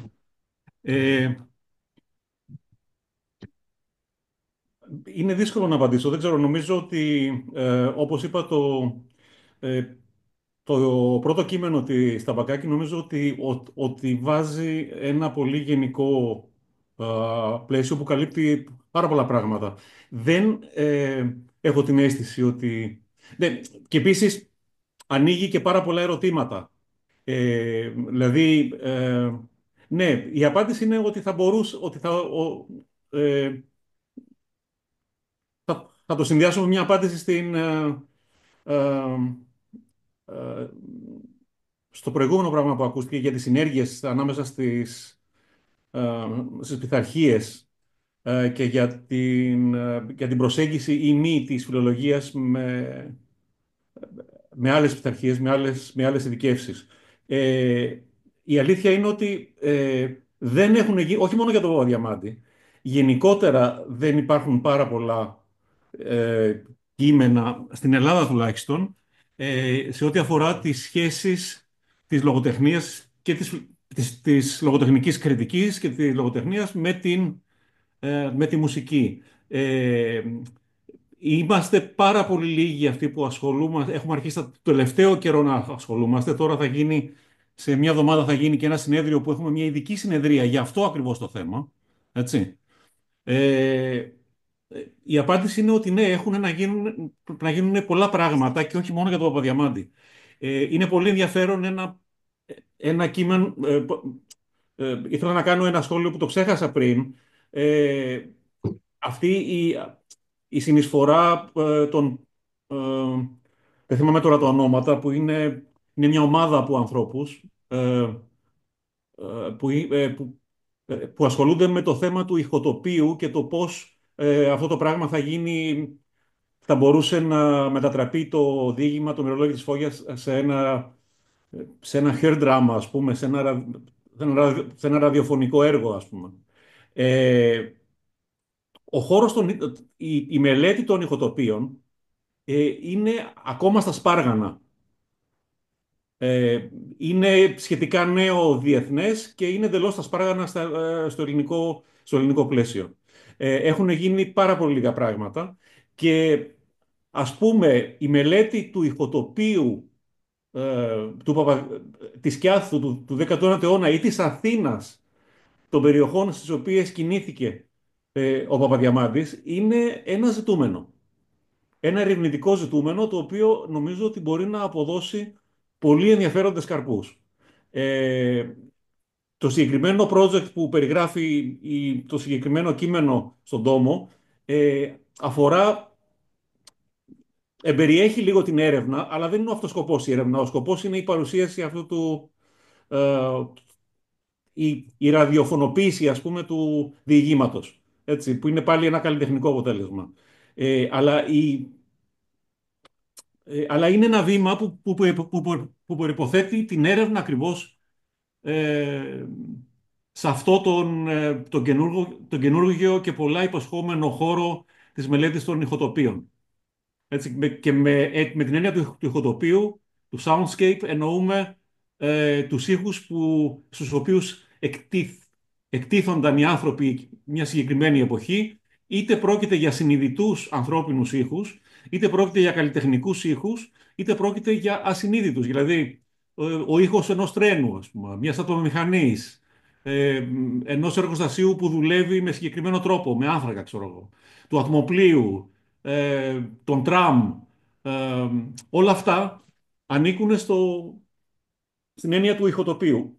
Αυτό αυτό μπορεί να μελετηθεί στην περίπτωσή μας και σε σχέση με τον Παπαδιαμάντη ως εποχή στο σύνολό του, αλλά και σε σχέση με συγκεκριμένα διηγήματα, ας πούμε. Έτσι. Ε, λοιπόν, για να επανέλθω στην αρχική ερώτηση, γιατί νομίζω ότι απομακρύνθηκα λίγο, η ερώτηση είναι ναι, ότι θα περίμενα ή ότι Επειδή η έρευνα στον Παπαδιαμάντη είναι ανοιχτή περιμένω. ακόμα και έχουμε το πρόγραμμα αυτών των Παπαδιαμαντικών βραδινών, οι πρώτοι από τις οποίες για φέτος είναι αυτοί, θα ακολουθήσουν και άλλες και φιλοδοξούμε κάθε χρόνο να έχουμε.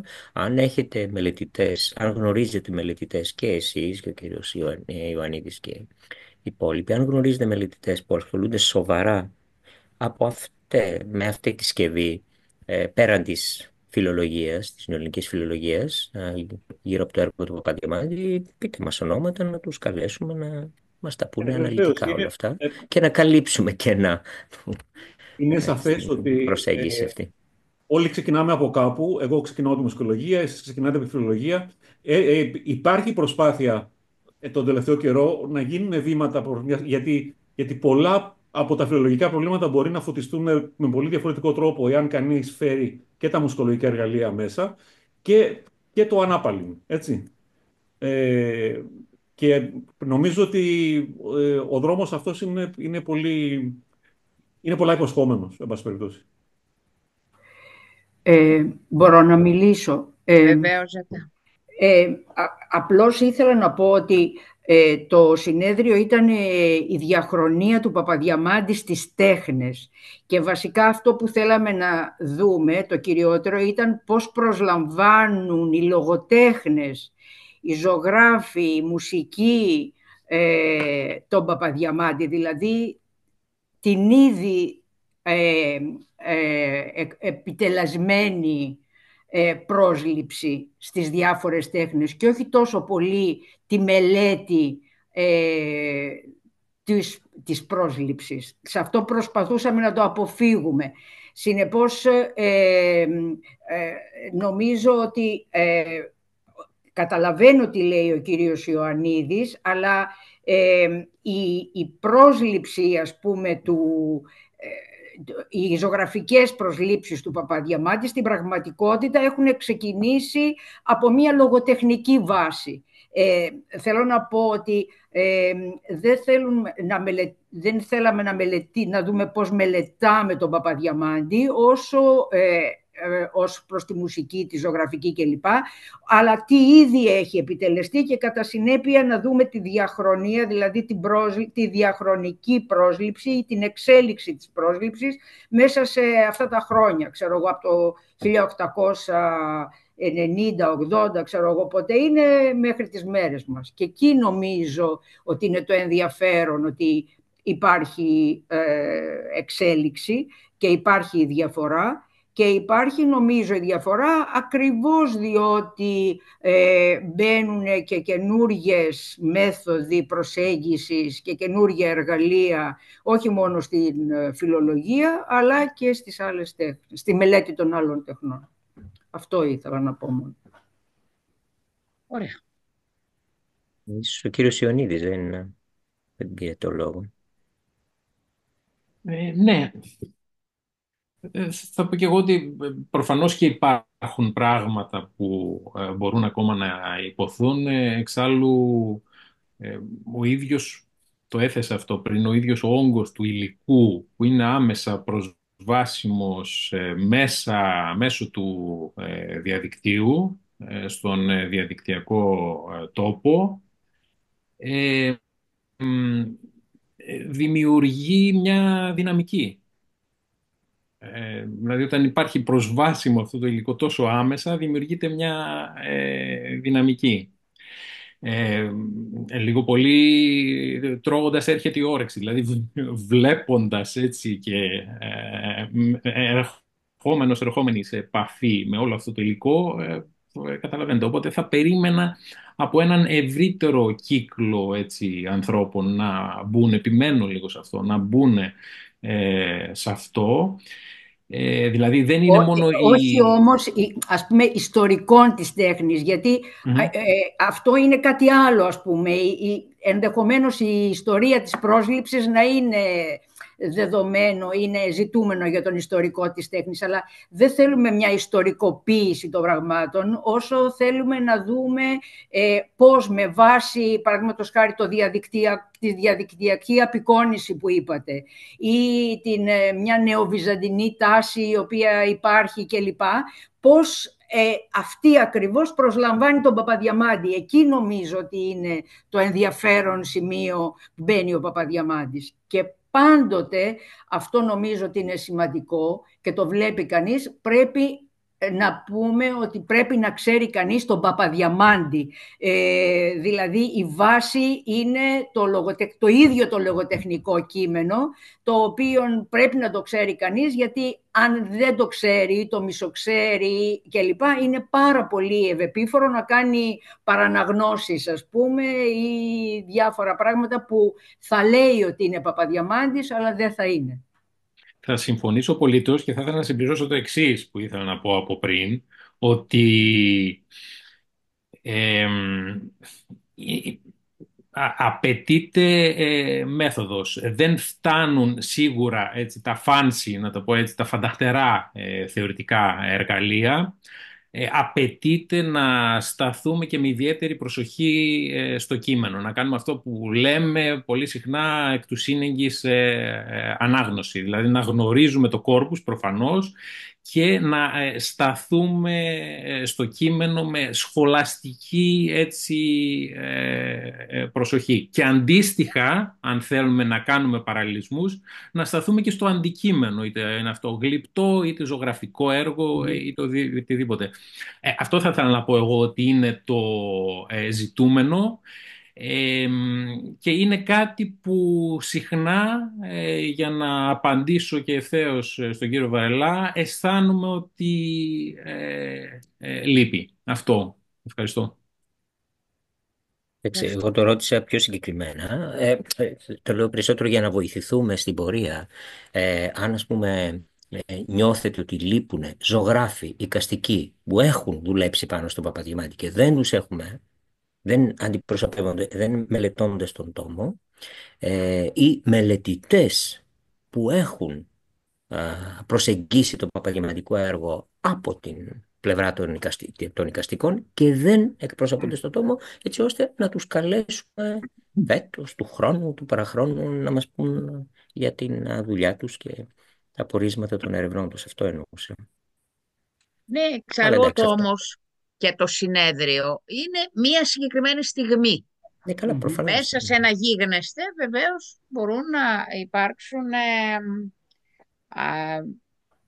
νέοι μελετητές, όχι ηλικιακά, νέοι που ανανεώνουν και τον τρόπο προσέγγισης και τη θεματική και επανεξετάζοντας τα θέματα. Αυτό είναι το ωραίο και κυρίως αυτό αποδεικνύει πόσο ουσιαστικά ανεξάντλητος αποδεικνύεται ο Παπαδιαμάντης. Να.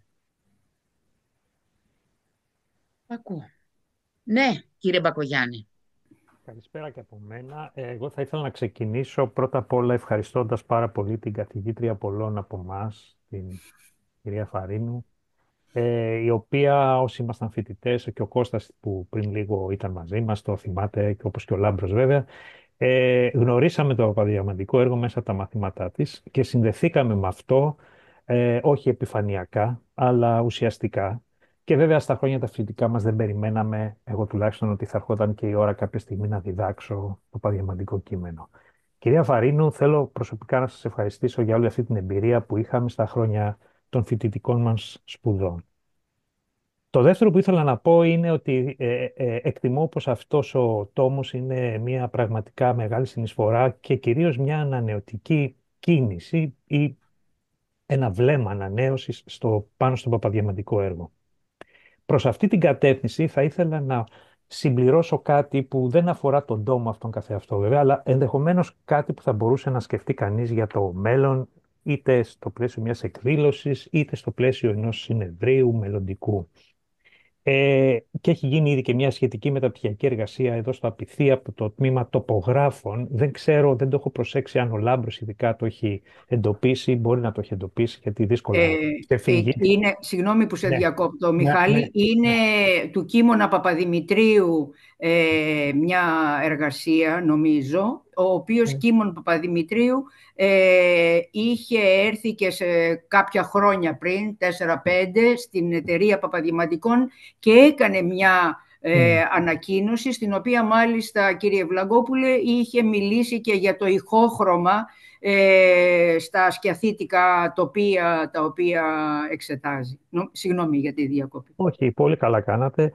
Απλώς εγώ έχω υπόψη μου μια δουλειά που έγινε το 2012 και τελείωσε από το τμήμα τοπογράφων, που εμπίπτει στην περιοχή της λεγόμενης για αυτούς λογοτεχνικής χαρτογραφίας, που είναι ένα πεδίο, υποπεδίο της επιστήμης τους, μια μεταπτυχιακή την οποία την έχω κιόλας, η οποία βλέπει το χώρο και ως πραγματικό χώρο, ιστορικό χώρο μέσα σε ένα λογοτεχνικό έργο, αλλά και ως χώρο που βρίσκεται διαρκώς υποδιαμόρφωση μέσα στο κείμενο και μάλιστα δουλεύει με τα μέσα και τα εργαλεία σε μεγάλο βαθμό της δικής τους επιστήμης, αλλά έχοντας ως βάση πάντα αναφοράς και κίνηση στο ίδιο το κείμενο, το λογοτεχνικό.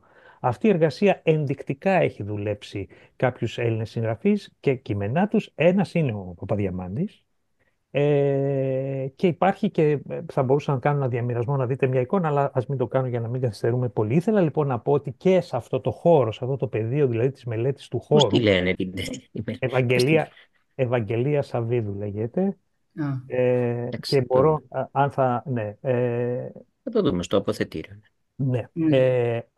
Είναι λοιπόν μια δυνατότητα που μπορεί να δοθεί αργότερα στο μέλλον, ας πούμε, ένα άλλο συνέδριο. Εδώ αυτό δεν ξέρω αν το βλέπετε και εσείς, το άνοιξα, θα το κλείσω σε 10 δευτερόλεπτα. Είναι ένα μέρος της δουλειάς της που αφορά τον Παπαδιαμάντη και τη Φώνισσα. Έτσι. Λοιπόν, νομίζω ότι και αυτή είναι μια ιδέα που θα μπορούσε κάποια στιγμή να απασχολήσει στο μέλλον, βέβαια, την εταιρεία. Ευχαριστώ πολύ και πάλι συγχαρητήρια για όλους και τους συγγραφείς και τη σημερινή και τους ανθρώπους που σήμερα παρουσίασαν αυτή τη σπουδαία δουλειά. Ευχαριστώ. Ευχαριστούμε. Πολύ ενδιαφέρουσα πληροφορία. Ναι. Θα μπορούσαμε να ζητήσουμε, όπως είπε και ο Λάμπρος, από την κυρία Σαββίδου Το έχω εγώ, μπορώ να το στείλω στο Λάμπρο και από εκεί να... Είναι στο αποθητήριο του Απιθύτα. Της Κεντρικής Βιβλιοθήκης του Απιθύτα. Ή να την αναρτήσουμε στις εργασίες. Ναι, αυτοί οι λογοτεχνικοί χάρτες κυκλοφορούν. Στη Σκιάθο είναι γεμάτο από λογοτεχνικούς χάρτες που παρακολουθούν την πορεία των ηρώων του Παπαδιαμάντη στο νησί. Και εμείς τα έχουμε αναρτήσει αυτά στην ιστοσελίδα, έτσι δεν είναι? Ο Παπαδημητρίου την έχει κάνει αυτή τη δουλειά. Ας τη δούμε και αυτή. Εδώ μας έδειχνε κάτι από την Εύβοια, σημαίνει ότι έχει κάνει πιο συνολική δουλειά. Δεν είναι μόνο σκιαθίτικο δηλαδή. Ναι, για τη Φώνισσα έδειχνε και τη Χαλκίδα, γι' αυτό. Μπορεί να είναι κάτι συνολικότερο με κάποιες συγκρίσεις και παρατηρήσεις διαφορετικές. Ωραία, ωραία. Στη συνέχεια.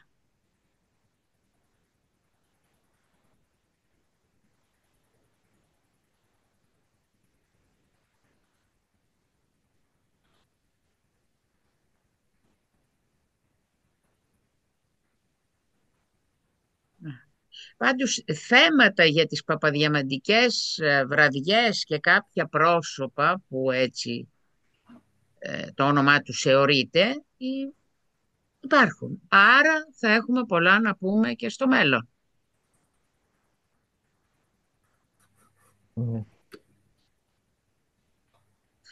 Υπάρχει κάποιος άλλος που θα ήθελε να κάνει μια ερώτηση ή ένα σχόλιο?